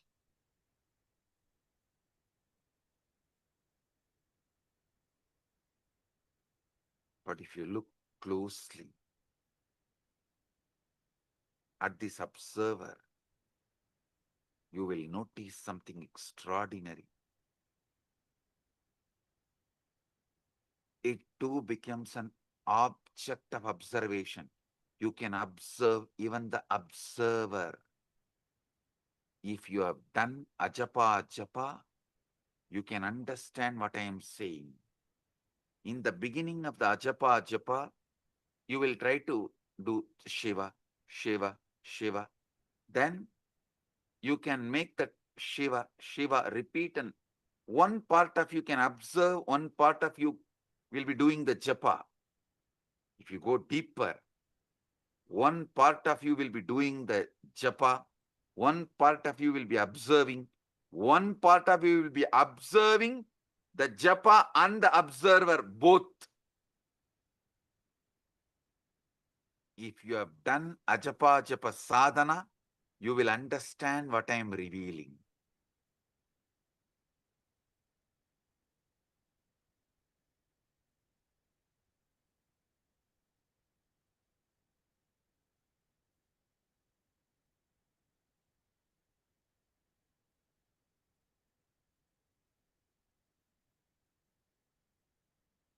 Even the observer becomes an object of observation.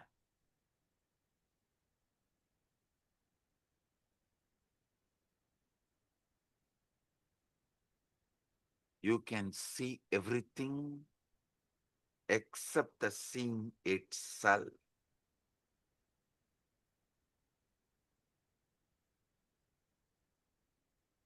In Upanishads,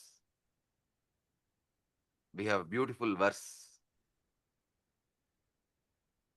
Sarva Sakshi Bhutam. Gita again. This word, Sarva Sakshi Bhutam.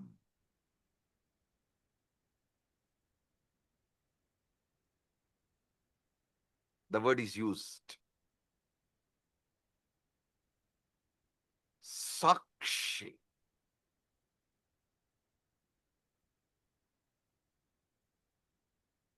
Other than the seeing, you can see everything.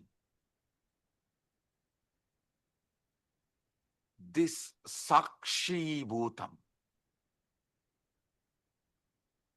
this witnessing presence that is aware of everything, including your thoughts,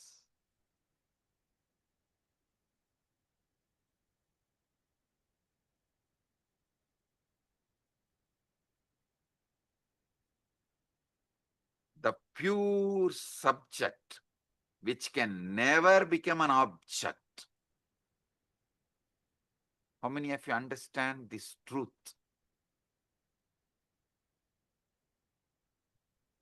Sakshi, listen.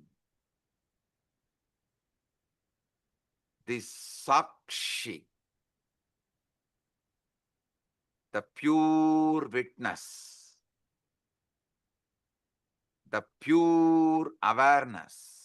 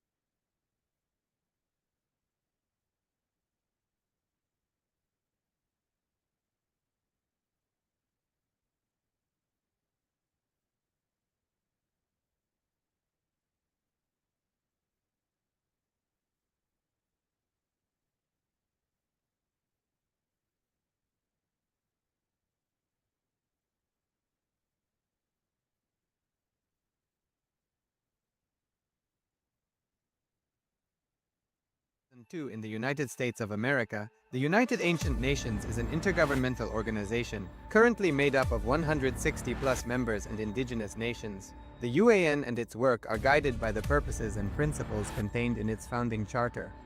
The UAN is a manifestation of the profound connection amongst indigenous peoples across the world, including African, Andean, American, European, Caribbean, Oceanic, and Asian regions, rooted in shared wisdom, sustainable practices, and deep reverence for the earth. The United Ancient Nations serves as an international cultural and diplomatic organization focused on uniting indigenous cultures globally. Our governance structure is council-based without territorial claims, led by a collective leadership through our General Secretariat. As a non-state entity with UN-style advocacy, we focus on several key areas: cultural and digital heritage preservation, indigenous diplomacy, revival of indigenous knowledge systems to solve humanity's problems, global peace, environmental preservation, health and wellness, sustained economic development, indigenous and cultural tourism. While the UAN represents numerous indigenous cultures, the United States of KAILASA serves as the first indigenous nation specifically for Hindus. KAILASA's mission is focused on the revival of the ancient enlightened Sanatana Hindu civilization with a formal governance structure including a head of state, ministers, and ambassadors. Under the leadership of SPH, Supreme Pontiff of Hinduism, Bhagavan Nithyananda Paramashivam, KAILASA has achieved recognition as a sovereign subject of international law, possessing distinctive attributes of juridical statehood. The United States of KAILASA is the main sponsor of the proposed UAN headquarters. This initiative would bring forth an estimated $100 million in revenue for the host country through summits, conferences, tourism, and development projects. The proposed UAN headquarters would represent the world's indigenous nations and peoples through its architectural design. It would blend the best of all worlds, featuring top modern architecture, the highest green building standards, and ancient Vastu architectural principles. This headquarters would serve as a central hub for indigenous diplomacy, cultural preservation, and collaborative efforts towards sustainable development and global peace. Through this initiative, we aim to create a dignified platform for indigenous leadership rooted in ancestral wisdom, cultural legitimacy, and collaborative innovation, enhancing global dialogue and regional stability. The establishment of the UAN headquarters would position a host country at the forefront of a global movement promoting indigenous wisdom while creating significant economic opportunities for the nation and its people.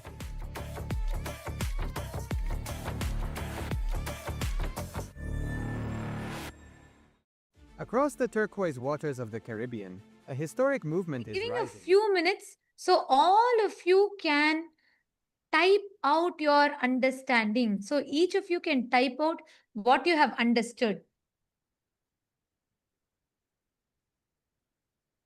And I remember Samji saying about this Deham, Naham, Koham, Soham. Samji tell in a satsang in 2022 about how just understanding this, that going to the sea, questioning who is that I? Who is the source of all the thinking? Yes, Divya has posted, I can only not observe the seeing itself. Exactly. And everything else, all the things that there is. Like such profound way, Swamiji deciphered how our human mind works, and he just so clearly put it out to us. When Swamiji was telling this, it was like, our mind always we think is such a chaos. So we cannot declutter it to see what exactly, dissect it to see this is a part, this is how it is, this is how it is. But so powerfully, in such simple language, Swamiji put it out very clearly for us. Right? Can I request all the viewers, all the Rajya Sabha members, Chit Sabha members, and the e-citizens, can I request all of you to take a moment to type it out? Because Swamiji revealed the three important components: the Chit, the Buddhi, and the Jata, the Chitta, and Chit Jata Granthi, Ahankara, ego. Such profound definition of Ahankara, every word. To give this, I can't even summarize the satsang, or I can't even give a gist, because every word Swamiji revealed is so powerful and so profound. And I'm still cognizing, understanding and trying to wrap my head around it, because in such simple words, Swamiji revealed one of the most amazing science, or one of the most peculiar questions that we all carry in our inner space. Ma Shivaika Surupani has posted, Swamiji mentioned a word in Upanishads, Sakshi Bhutam, this witnessing presence that is aware of everything, including your thoughts. Pure subject which can never become an object. Actually, Ma, see, not just becoming observant of your thoughts. Swamiji revealed something deeper. We already have a component, like right now, if you choose to, you can observe your thoughts.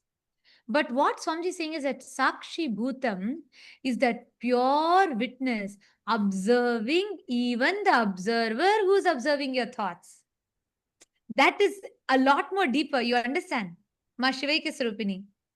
Because Swamiji revealed like so beautifully, right? There is, right now, if we close our eyes, we know the part of us that's thinking. We can observe the thoughts. Like right now, I can observe what is running in me. But Swamiji revealed that Sakshi Bhutam is that pure witness being able to observe even the observer that is observing the thoughts. Means if you go a little deeper, not just you're able to observe the thoughts, you'll suddenly start observing that there's a part of you observing the thoughts. There is an observer observing your thoughts. Sri Divya has posted, what a clear and simple organization of the truth we are experiencing and being subject to. Absolutely, yes, I today, this satsang, I was so deeply able to connect to it, like so clearly, because the chaos that happens in our head, we just cannot understand it. Like Samji told, even when it is happening in Jata, like we assume the responsibility for it. Like it is though both the speaking, the thinking and the listening is happening in autopilot mode. But we assume the responsibility for it and we feel guilty about it. That is also not okay, but one level it's okay. But beyond that, when this leaks into the listener, means the thinking happens in the autopilot mode. From that autopilot mode, it leaks into your listening and we start executing it. We start acting upon it, making decisions upon it. That ahankara, that was so profound. Like the way Swamiji dissected all the three, the Chit, the Jata, and the Chit Jata Granthi. And also Swamiji told one powerful cognition from the whole satsang. What is that? Who can, all of you can post. Swamiji said, this is the most important truth. This is the powerful cognition. Can you all type it out?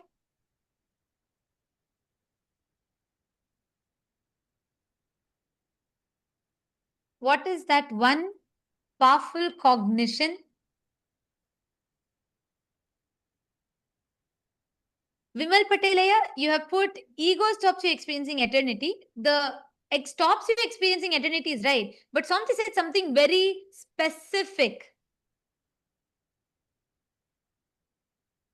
Yes, your name. And the most important truth, Swamiji said, the perceived continuity, because your name, everything changes. Your body changes, your thinking changes, your memory changes. And Swamiji said even, sometimes memory can even be fabricated by us. That was like another big shock. But anyways, so your memory changes, everything changes. But the name that you have, the perceived continuity the name gives, stops you from experiencing eternity. Wow. Just wow. What an amazing truth. Yes, Shiv Panditaya, your name gives you a sense of continuity, but you miss that you are eternity itself. Yes. And not just it, it stops us from experiencing the eternity because it gives us a sense of perceived continuity. It stops us from experiencing eternity.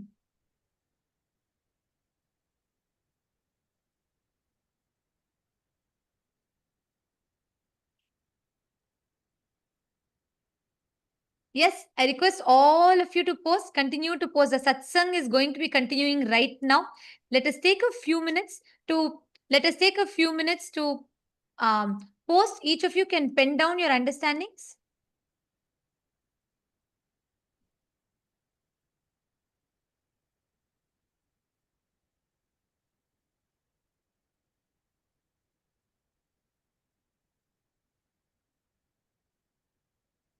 I'm seeing so many of you have posted. So many of you are posting your clicks.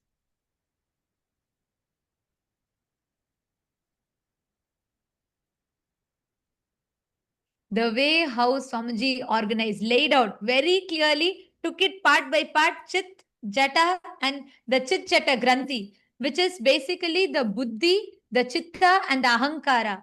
And so precisely laid it out for us so we can understand our mind.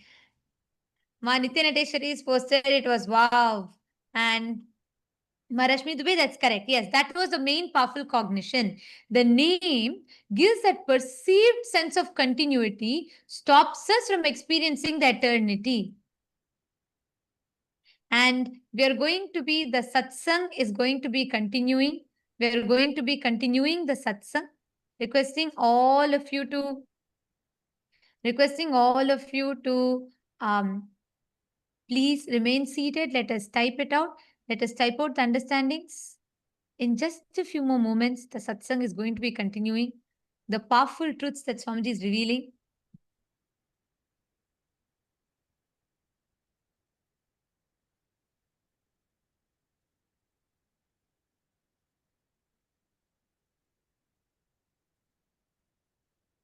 And all the viewers, all those that are watching us on YouTube, and all the citizens, e-citizens that are logged in here, can all of you also post what all each of you are understanding?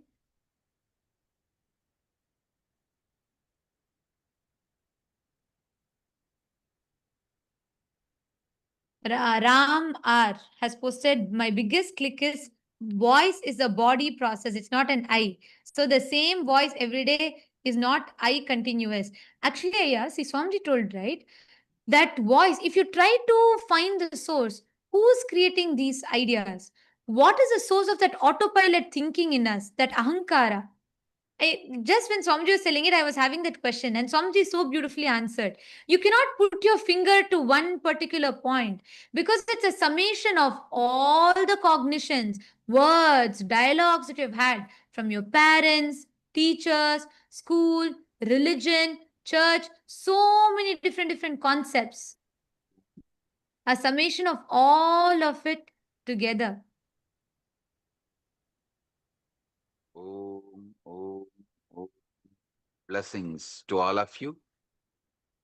Sorry for the technical glitch. If you are able to see me, hear me, please wave your hands.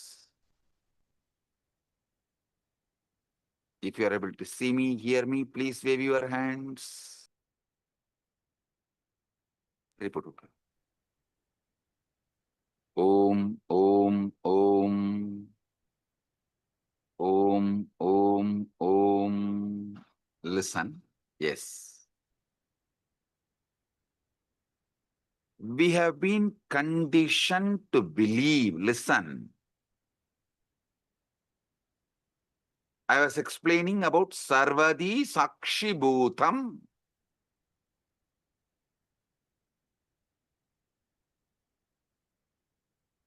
In everything, that pure Sakshi. In the West, we have been conditioned to believe that consciousness is something the brain produces. Like how the liver produces bile.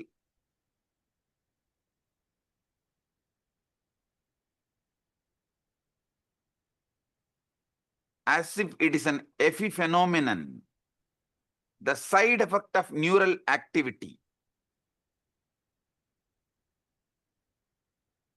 How many of you understand this is not a complete, perfect, or truthful understanding?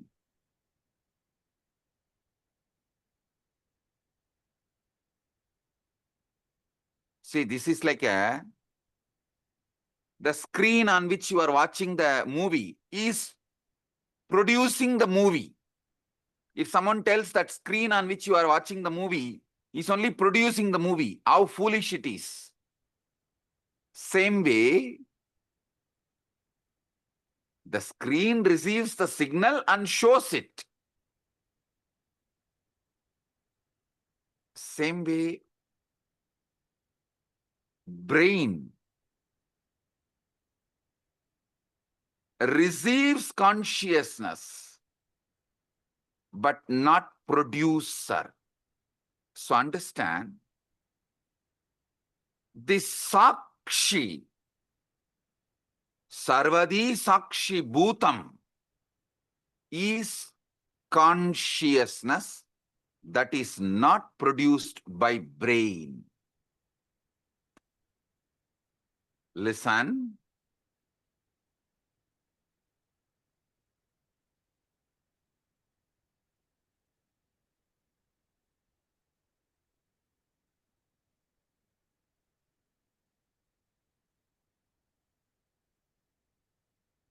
All Vedanta Sampradaya,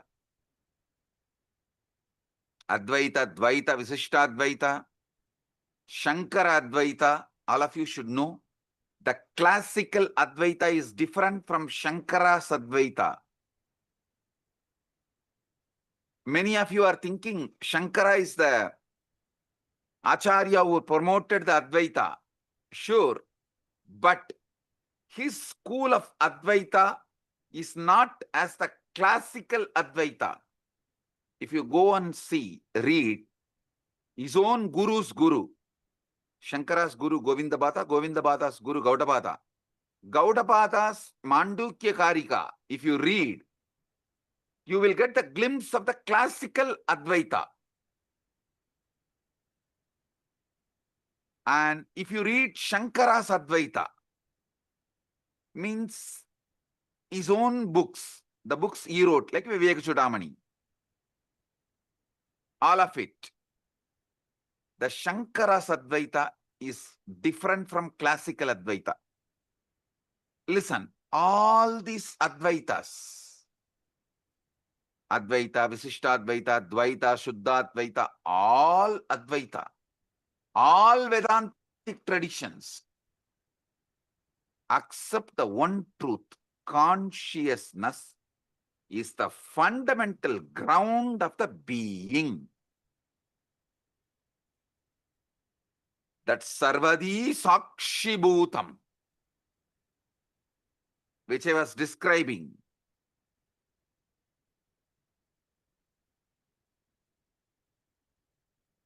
is the consciousness which is ground of all being.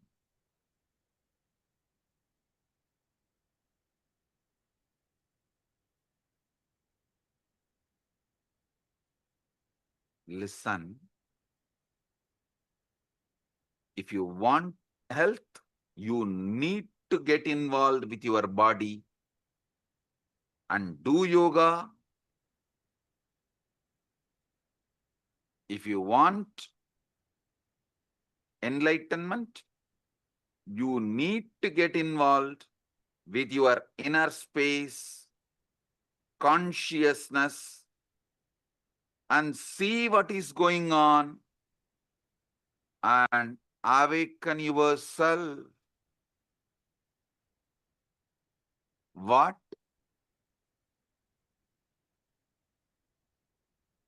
The Upanishads calls as Brahman or Paramashiva, Parandama.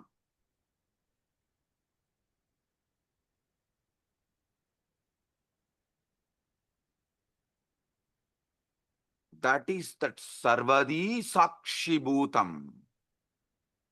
When that mirrors in individual being, we call it Atma. Atma is that Sarvadi Sakshi Bhutam in individual.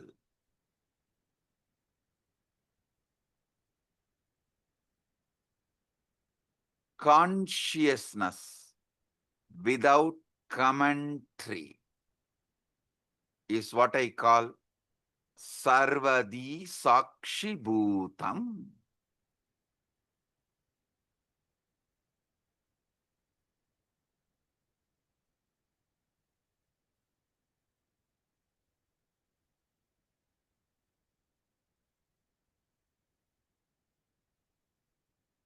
when you are in deep meditation,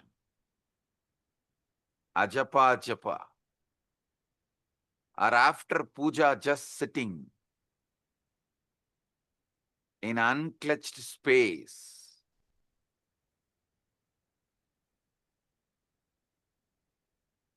in that pure silence, sarvadi sakshibhutam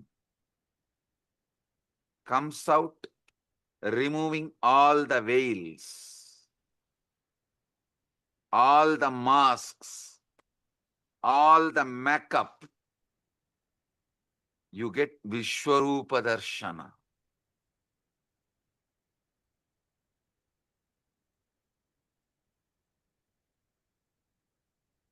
You become vivid, real. The commentary inside you stops, but that Sarvadi Sakshibhuta remains. How many of you experienced it at least once? Raise your hand. During initiation or unclutching. That's all. Listen. Listen. The true nature of consciousness might not be the inner voice at all, but the Sarvadi Sakshibhutam, in which these voices come and go. They all come and go.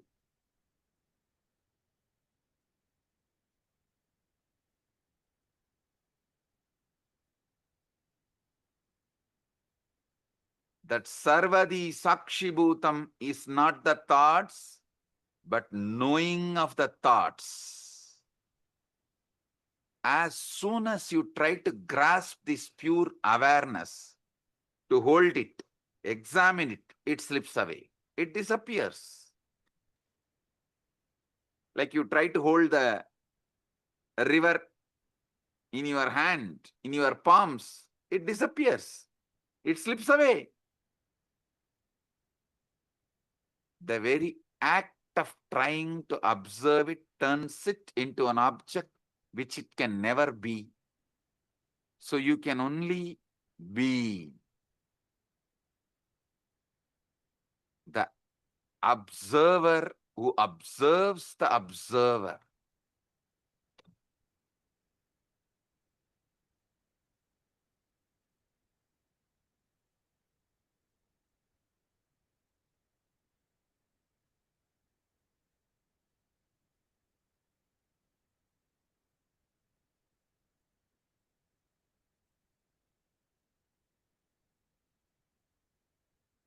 Now,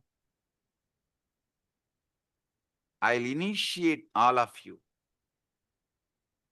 into this Nirvikalpa Samadhi, sudden enlightenment, guaranteed. Sit. If you have Atmalinga, take the Atmalinga and keep it on your Anandagandha. If you don't have Atmalinga, just sit. Close your eyes. See who is thinking, who is listening to thinking, who is observing the thinking and listening, who is observing the observer. Sit.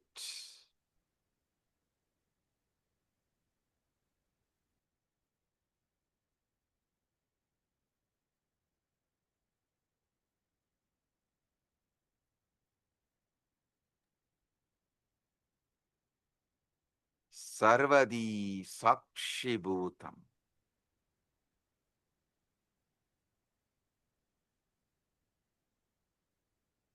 Everyone here experience the pure consciousness.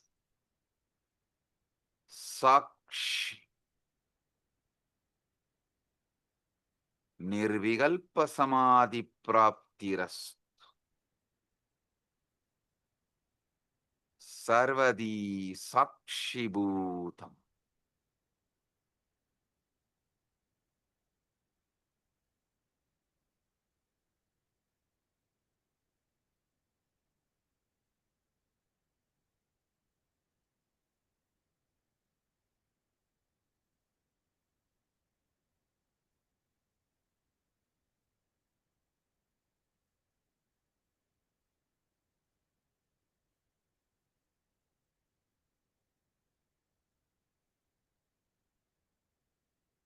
Anecha degam manaso javiyo nainadevo apnuvan purvamarshat tattavadoda jnanatyeti tishtattasmin nabo madarishvadatat. The motionless one faster than mind and devas and senses could not overtake it, which ran before. Setting it goes faster than those who run after it, by it all pervading.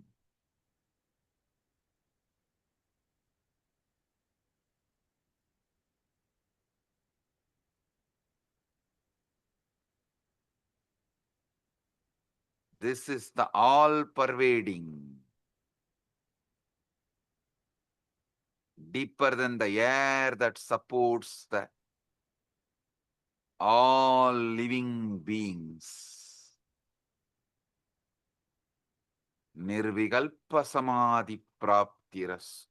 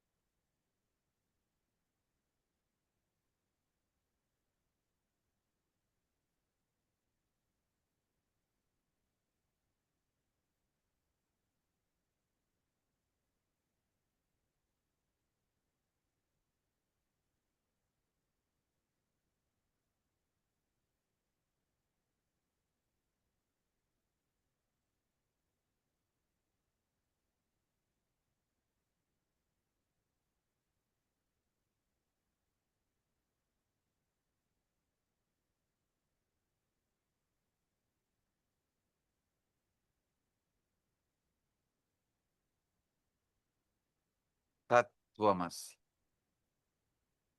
Nirvikalpa samadhi praptiras. Sarvadi sakshibhutam.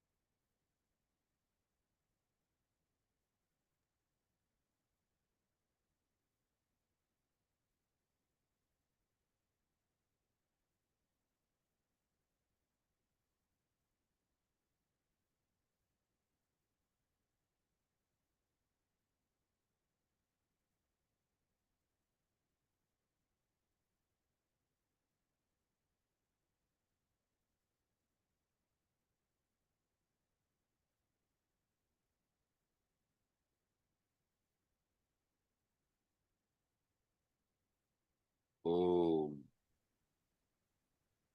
I bless you all with Nirvikalpa Samadhi, Paramadvaita.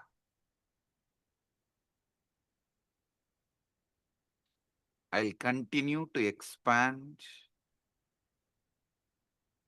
the deeper truths tomorrow the same time in the satsang.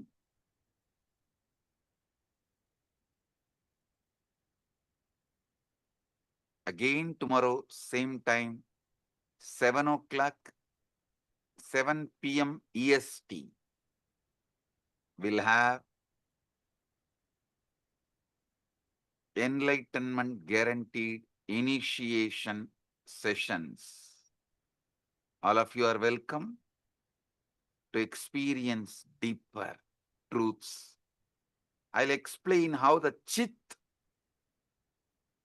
and Jata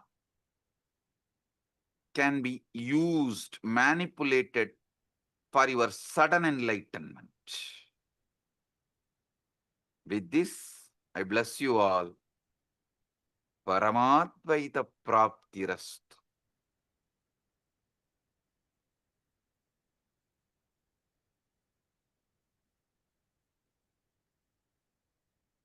Blessings.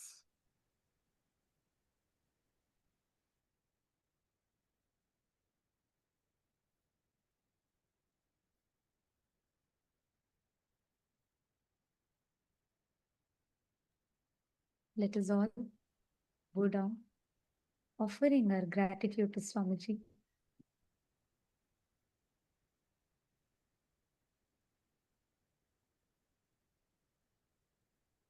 Revealing such profound truths for us to be able to understand our mind, understand our thinking. Actually, even before we all talk anything, can all of you take a moment?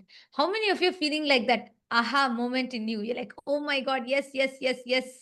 And for the first time, I was able to understand what this Chit Chata Granthi is so deeply engraved into the inner space, like so powerfully Swamiji has revealed every truth.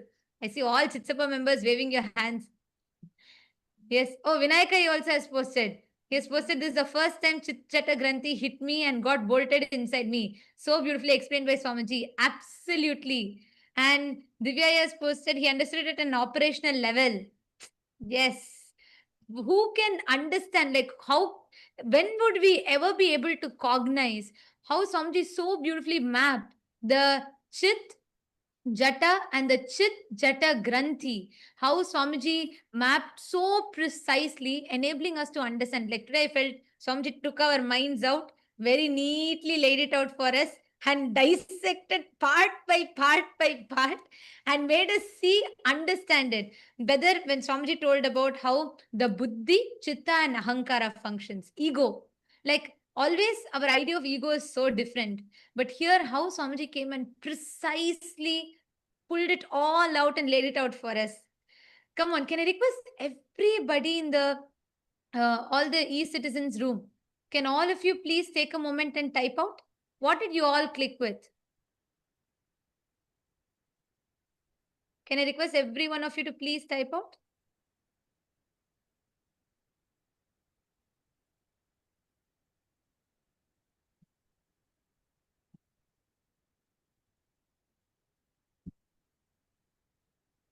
Requesting all of you to please take a moment, please type out.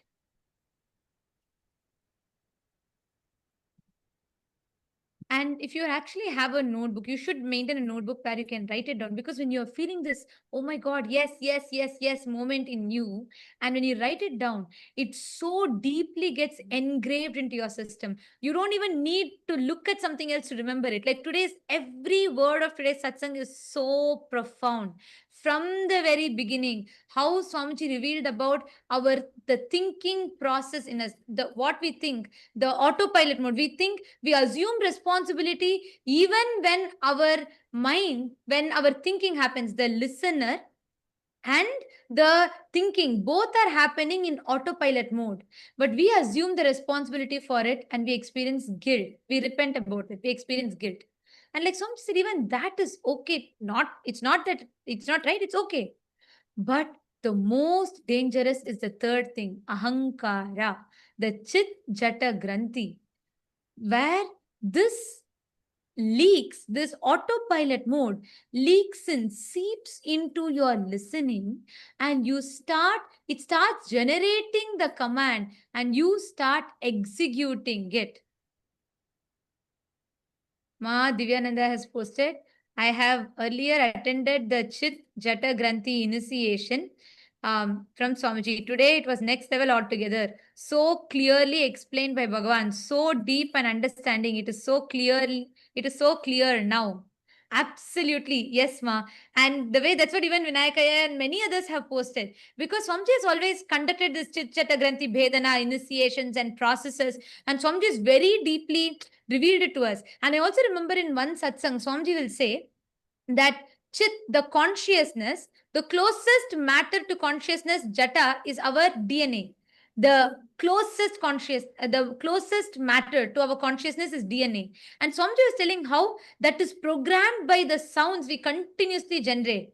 Today I understood, there's a whole satsang about it. I remember this so well because Swamiji explains how the Chit, the consciousness, the closest matter to consciousness is Jata, DNA. And this is coiled together around with the sounds that we generate in us. Swamiji said all the words. That's why Swamiji said what you listen to, what you cherish is so important. Today, when Swamiji revealed about this whole autopilot mode thing, I understood to what level this sounds impacts us, influences us, because our DNA and consciousness is tied together with these sounds.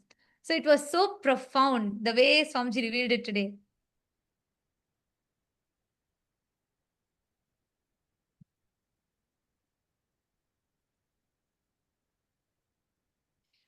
And yes, can I request all the others, even Paramashiva Sena participants, can I request you all to take a moment, write it down? What did each of you understand? And once you have written down, you're welcome to come up and share your clicks. If you allow me, I can go on for the next 1 hour because I'm like so excited with every truth about Swamiji's words, every single truth that Swamiji revealed today. But I also like to request and have all of you come up and share your clicks, because this is a space in which power manifestation happens. How many of you are feeling so fresh?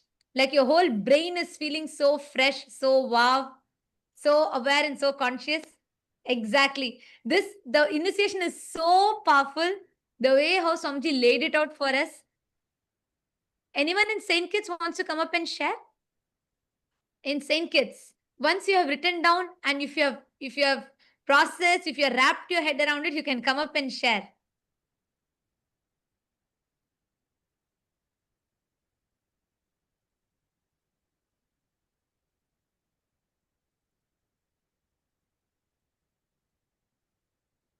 Yes, I am seeing so many messages here.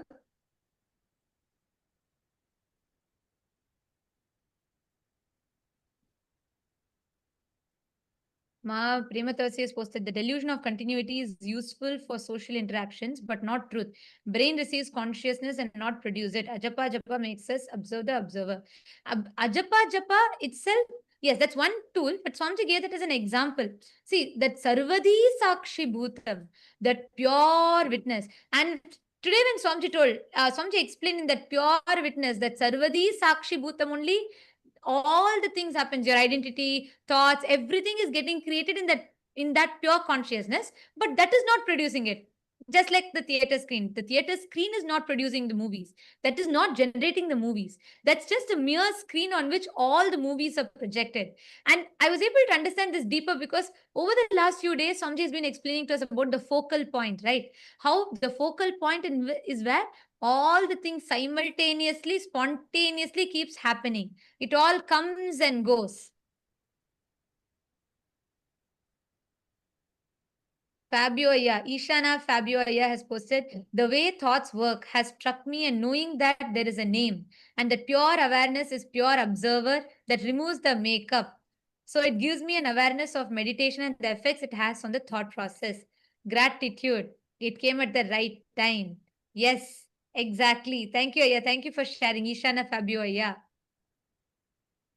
Ma Rashmi Dubey has posted, for the past few months, Swamiji has been revealing these understandings to us, one after another, as pure downloads. We had no idea where they were coming from, yet they kept flowering inside us. We kept contemplating, and today, when Swamiji spoke the same truths, it was a direct confirmation, everything we had already been contemplating. So thankful to Bhagavan.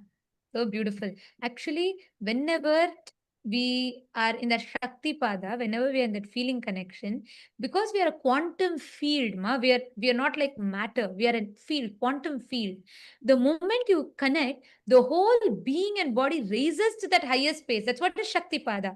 And in that Shakti Pada, you are able to receive from Swamiji with 10 times more intensity. I don't even think 10 times is it's there's like, it is just instantly you'll be able to receive these experiences from Swamiji. That's what you have shared. Yes, my Isabel has posted, who's thinking, who's listening, and who's seeking. Sarvadhi Sakshi Bhutam. The beautiful explanation, Ma Jalandhara Sita has posted, the beautiful explanation of Sarvadhi Sakshi Bhutam. We chanted, but knowing what it truly means, the depth Swamiji explained, wow. Consciousness without commentary, that pure awareness, pure witness. Yes. For me, the best example was Ajapa Japama. When Swamiji said, like, that is so true, we chant. And when we are continuously chanting, like for example, whenever we manifest powers or whenever you do the Ajapa Japa of Mahavakya, we chant. And I have observed that, there's a part of me that is observing. But for the first time, I cognize that means there is another part of me that's observing my own observer. There is a part of us that's deep inside, pure Sakshi, witness, observing the observer. Yes, that is so beautiful.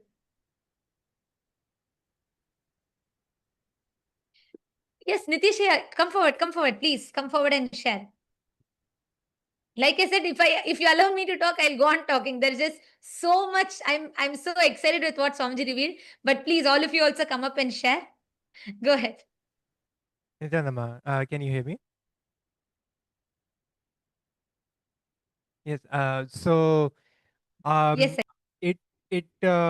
So one thing which Swamiji said was so powerful was the name that we attach gives us the delusion of the illusion of continuity. It generated the click in me that the name is kind of we are attaching this label on ourselves, or it has been attached to us, that label, and that is what is going from moment to moment, Nitish, Nitish, Nitish, Nitish, and that's what's just kind of solidifying that identity. That so it's also like attached to. You can also think of it like the conclusions that we keep forming, the labels that we form on different things in around us, and those labels are what solidify everything as it is. And that gives us the illusion of continuity from moment to moment, and that's what keeps us in the either in the past, holding on to the dead past. So the Nitish 1 minute ago, or even 1 moment ago, is a dead past. So but that Nitish that carries forward in my consciousness, that label is what is giving me the illusion of continuity, and that's why I would stay the same, not grow. That would hold me back. But if kind of if I become aware of that, then that's what lets me grow and actually experience Paramashivatva, eternity, as Swamiji said. And as Swamiji said. Exactly. So beautifully said. Because also, like Swamiji said, that the perceived continuity of the name, the illusion of continuity that the name creates, stops us from experiencing the eternity. That was like so powerful for me also, like you said, because temporary continuity that we perceive makes us forget that whole eternity that lies in front of us. And Swamiji told that our body is not the same, our thoughts are not the same, nothing, our emotions are not the same. Even our memories are fabricated. That, like Swamiji said, even our memories are fabricated. Yet, just this name gives us that perceived sense of continuity, which stops us from experiencing eternity. That was profound. Go ahead, please. Yeah, absolutely. And I would also like to share one, like the experience that I've had with this question, which Swamiji, also said, who am I? Have this question, who am I? And, what I experienced was that, I would start observing the thoughts and try to figure out, okay, who is looking at those thoughts? And then I would kind of stop at, okay, this is me. I would be pointing somewhere that this is me. And then for a few moments, of course, I would be satisfied that this is me. I found me. But then I would realize, okay, but there, who is pointing to that I? So that I is the false identity, which, because I stopped there, that's why it became that false identity. But as I kept going back, that, okay, I'm pointing to that, so let me find who is pointing to that identity, that observer. And then again, after a few moments, I would get exhausted and stop there, that this is, okay, this is me, I'm satisfied now. But then, okay, who is looking at that? And keep going back. And I think Swamiji has described this as, you try to grab onto a soap in water, and the soap keeps slipping out of your hand. And eventually the soap just dissolves in the water and it just leaves the water, right? It just dissolves into everything. And that's when the experience of just being, you experience that, just being. So yeah, that resonated very strongly with Swamiji, what Swamiji was explaining today. Exactly. What Actually, Swamiji was explaining today. gave a Ishavasya Upanishad verse line, right? In 2015, Swamiji written, consciousness is manaso javiya, swifter than the mind. Like Swamiji told today, the moment you try to put a frame to it, anything you describe about it only becomes an attribute to it because it's already expanded beyond it. How much ever you try to describe it, you try to describe a consciousness, you try to describe saying, this is it, this is that, all of it. By the time your mind grasps it, it's already beyond because it's ever expanding, ever changing. Tadde jati, tanne jati, taddure tadvantike. It is like it's further than the furthest point, nearer to you than the nearest point in you, yet you cannot grasp it, because if you try to grasp it, even whatever you've grasped is only merely an attribute. It has already grown beyond that. It was like so powerful. And also what you're telling, Aya, when we look back over the last 1 year, Swamiji has been preparing us step by step to receive this truth. Swamiji spoke about this seeking the source of the first person. Who am I? What am I? Why am I? How am I? And then there's a satsang. Swamiji has given a satsang series. Nitishaya, you should listen to it and you will really enjoy it. In 2016, Swamiji gave a satsang series on Kenopanishad. So Swamiji will say, don't ask who am I. You're already assuming there's an I. You already have an assumption about the I. Ask, by whom am I? Kene Shitam. That's why there'll be a verse in that Kenopanishad, which Swamiji will describe, where the verse will say that, like, Yat chakshusha na pashyati, yena chakshugumshi pashyati. Means, what is the source? Shrotrasya shrotram manaso mano yad vachoha vacha. Means, the life, what makes your ears to be able to listen, what creates the listening. Like that, there's a whole series of questions. Swamiji will so beautifully step by step guide us into asking that question. And so beautifully, finally, Swamiji will reveal how we are that, Swamiji is talking about that focal point in that satsang. And it's a very, very powerful satsang series. You should watch it, because the thought current that you clicked with, you'll very, very deeper way, you will understand what Swamiji revealed today if you watch that satsangs. That's like a prelude to this. So you should watch it. You'll understand it a lot more deeper and you'll be able to connect with it. Yes, absolutely. Yeah, I'll definitely watch it. Yeah, and one thing more, which was very, you know, it raises goosebumps in me. Today, when Swamiji was when he started the initiation, he used the word. He said many lines, but there was one word: motionless, but faster than light. This paradoxical, this kind of a thing. It just gives you it takes you beyond logic, and trying it kind of connects you to uh, the expansiveness of this state that Swamiji is initiating us into, motionless but faster than light.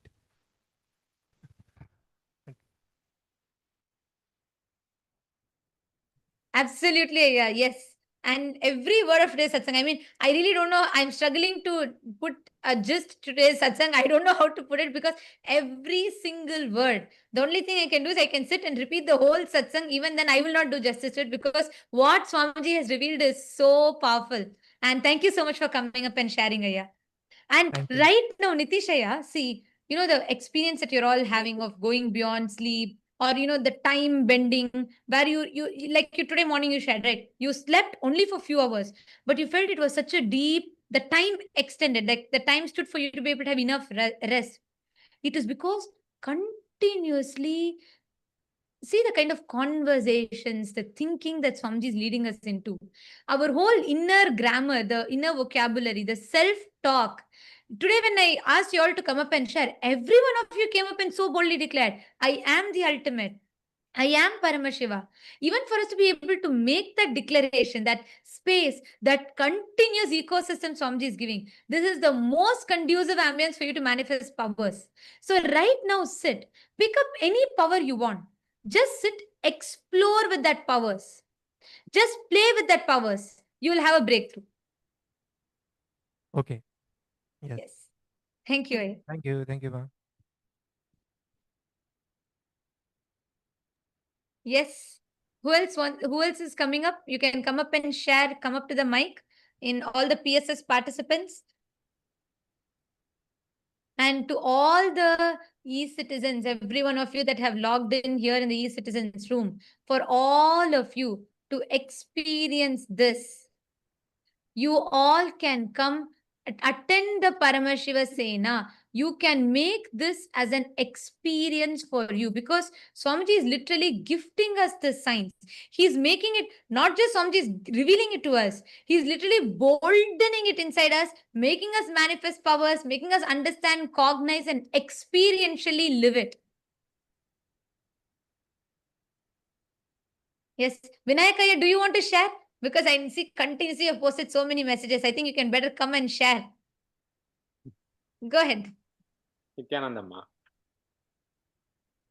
Yeah, it's an amazing satsang. Means out of the world. This was like super good satsang. It was. I don't have really words to just soaking everything. And finally, what Swamiji said. Actually, I think it was in the Shvetottara Agama. I think he says that the sound where Paramashiva explains to Devi, where Swamiji is explaining that the sound is the original sin.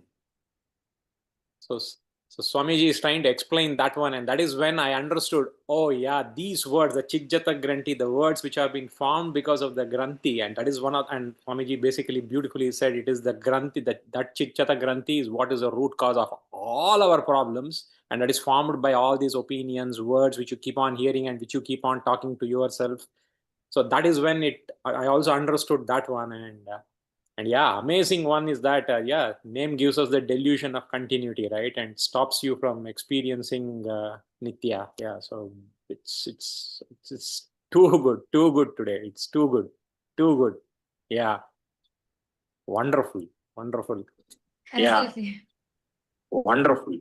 Yes, yeah. And actually, each of these truths, when we sit and share, right now, actually, all of us can do it. When we sit and question these conclusions or the understandings we have, we will delve even deeper into what Swamiji Yes, has ma'am. revealed. And that's always because when Swamiji talks, Like Yes. the same satsang, if I go back now and watch the Ishavasya Upanishad satsangs from 2015, I'll have a much more deeper understanding Correct. of it. Because Correct. that's why every time, like when Sir Saint Swamiji revealed about seeking the source of first person, my understanding of it was to one extent, like, okay, trying to explore who am I, what am I. But now when I look back, or the same example I gave, right, the jata being the closest to the consciousness, the DNA being closest to consciousness and being tied by sound. I grasped it only to one extent at that time. But today I understood, oh God, this is what Swamiji has been saying. When Swamiji told your DNA and consciousness are tied together by the sound, that is the granthi that forms. And I was like mind blown. We understand it only from the level that we are in. And that's why the more and more we keep re-listening again and again, we go deeper. Absolutely, Ma. Absolutely. Yeah. Especially the Kenop, all the Upanishad talks, right? It's like, it's literally the best pastime to have, the bestest pastime to have. Bestest pastime to have. Yes, absolutely. Yes, thank you so much for sharing, Aya. Thank you so much for coming up and sharing and putting it beautifully. And all of you, everyone, see, even in the Rajya Sabha room, can I request all of you also to type it out? Type out more, verbalize each of it. You will have phenomenal breakthroughs with power manifestation. You will have so many different shifts and breakthroughs. Just sit and cognize. Ma Ganga Priya is waiting to share. Go ahead, Ma Ganga Priya, go ahead. Yes.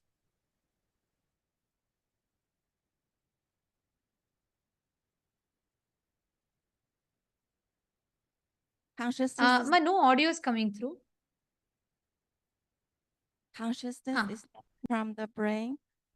We are the witness of thoughts in mind and the ego, ahanga, buddhi, and chitta. And the false identity is the chitta, jaga, and granthi. And the process of witness the sarvadi sachiputam is the buddhi, chitta, and the ego, and the witness of the observing. And the witness of the observing. Yes, just one small correction. Swamiji told, see, you said consciousness is from the brain. Swamiji said no. Swamiji said consciousness is not from, it's not like how we understand as a neural activity from the brain. It's not from the brain. It's not from the brain. Yes, if you told, then it's correct. I heard it as you telling consciousness is from the brain. Because Swamiji said consciousness, like a brain just reflects it, like how a projector only projects the movie. Consciousness is not from the brain. It's not like a neural activity that happens in the brain which generates consciousness. That, yes, that's if you're told it's not from the brain, that's correct. Because Swamiji told it's not from the brain specifically. Yes, that's right. Ma Ganga Priya. Listen, I want to tell this to you, Ma Ganga Priya. You should start using all of this to upgrade your self-talk, the inner conversations that are happening. Now do you see to what level Swamiji is taking it to? See, the whole battlefield is different now. You don't need to sit and juggle between am I complete or incomplete. No, it's just out of question. You are completely in a different level, different plane now altogether. You understand? Yeah. Okay. Thank you for coming up and sharing, Ma Ganga Priya. Yes. Next, who wants to come up? Who else wants to come up? And share your clicks, your powerful cognitions. And as we do it, can I request everybody to please take the Atmalinga without manifesting powers? This satsang, we should grasp, we need to manifest powers to settle this experience and energy in us. Can I request all of you to please take Atmalinga? Just 10 minutes spent. Just 10 minutes. Can I request all of you to pick up Atmalinga in your hand? Please keep the Atmalinga on your palm. Take the Atmalinga, keep your palm flat. Keep the Atmalinga on your palm.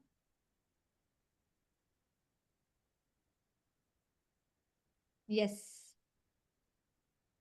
And just, you only need to do one thing. Just sit. Don't try to do you don't need to consciously intervene and try and do something.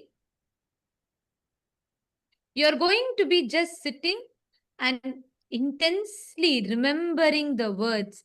automatically the consciousness will just manifest and you'll have a breakthrough. Ma Pamila Singh, Nithyanandam. Ma Pamila Singh. You also sit, hold the Atmalinga and manifest. Just 10 minutes. Bhupendra Ghodera Vaya. I'm not understanding your question. What is the IA? I'm not understanding. What you're saying, Aya? 3 IAs means? Are you asking about the 3 things that Swamiji revealed? The Chit, the Jata and Chit Chata Granthi. Is that what you're asking about, Aya? But you've put that last word you put, I'm not understanding. So please, if you could clarify the question, I'll be able to answer that.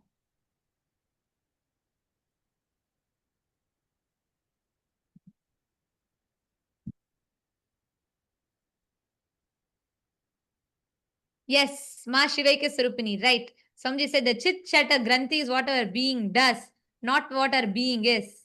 Right. All of you sit. Just remember Swamiji's words in you. Sit. Keep the Atmalinga in your hand. And again and again, let us resonate and become that pure Sarvadi Sakshi Bhutam. Even though there might be a part in you now waiting, expecting you to manifest, expecting you to do something, observe that part. There is another part of you that is observing it. Go a little deeper.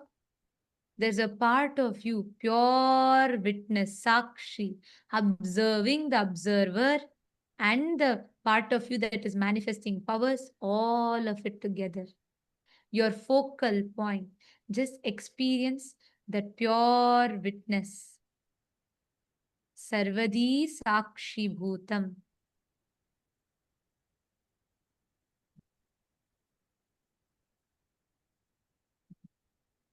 And as you are continuing to manifest, chant the Mahavakans. Don't try to consciously do something. Don't try to do anything. Just relax into that space. Be a pure witness. Our manifestation will be a byproduct.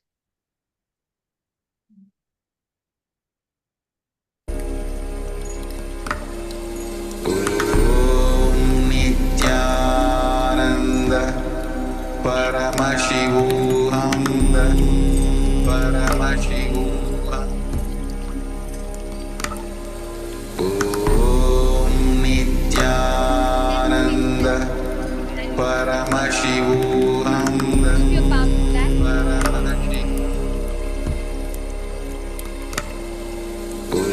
Om Nithyananda Paramashivoham.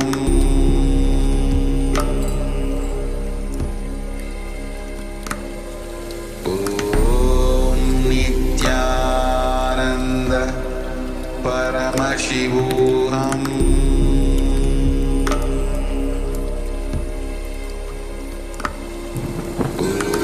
Om Nithyananda Paramashivoham.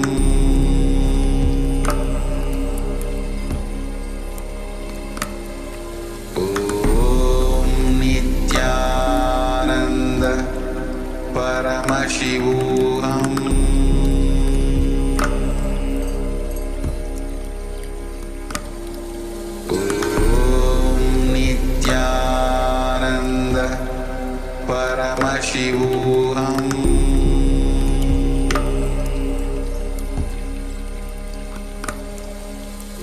Om Nithyananda Paramashivoham.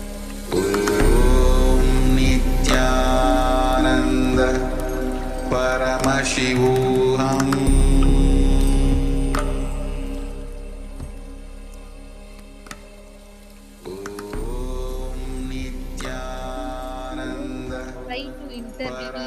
Don't try to do anything. Just resonate with the satsang deeply. Just sit intensely resonate with this satsang and be that pure Sarvadi Sakshi Bhutam between all your expectations, anything that's happening in you, and just pure consciousness as a pure Sarvadi Sakshi Bhutam, sit down and just manifest.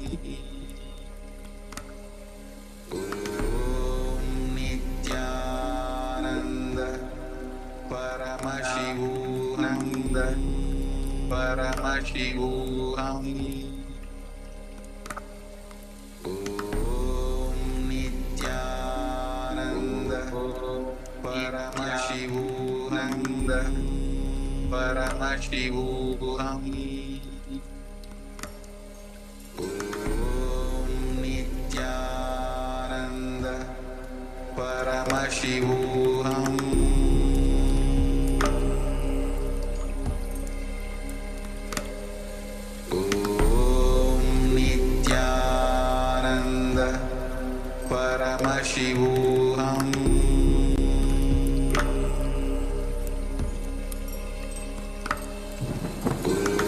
Om Nithyananda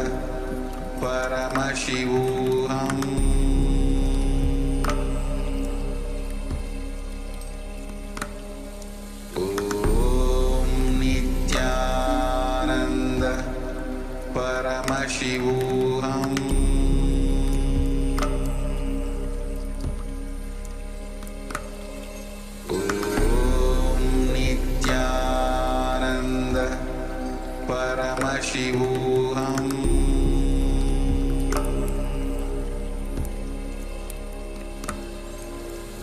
Om Nithyananda Paramashivoham.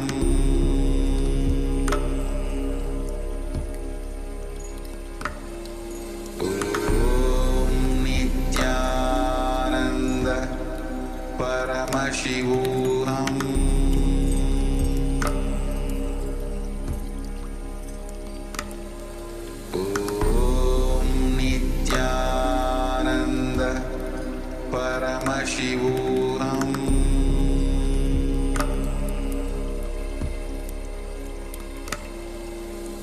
Om Nithyananda Paramashivoham.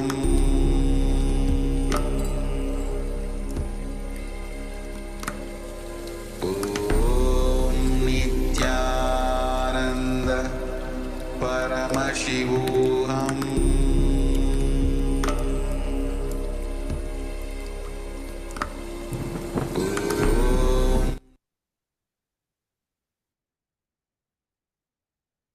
Slowly, please relax. Just settle down in this powerful space and don't have any other distractions, any other conversations.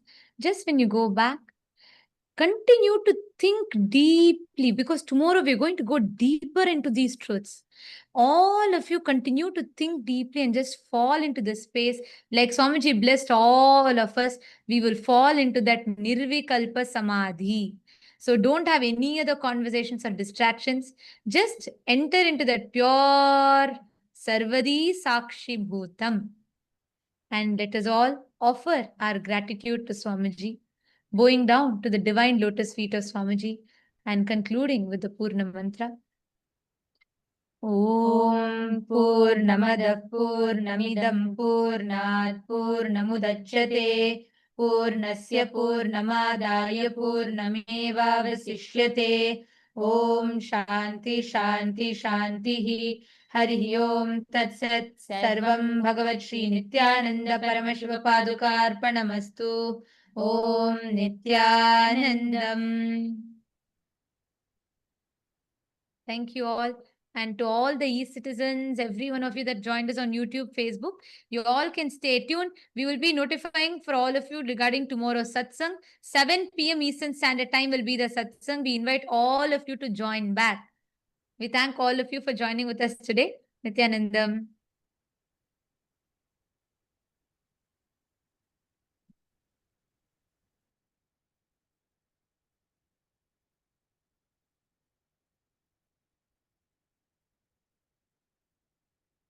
Established since 2002 in the United States of America, the United Ancient Nations is an intergovernmental organization currently made up of 160+ members and indigenous nations. The UAN and its work are guided by the purposes and principles contained in its founding charter.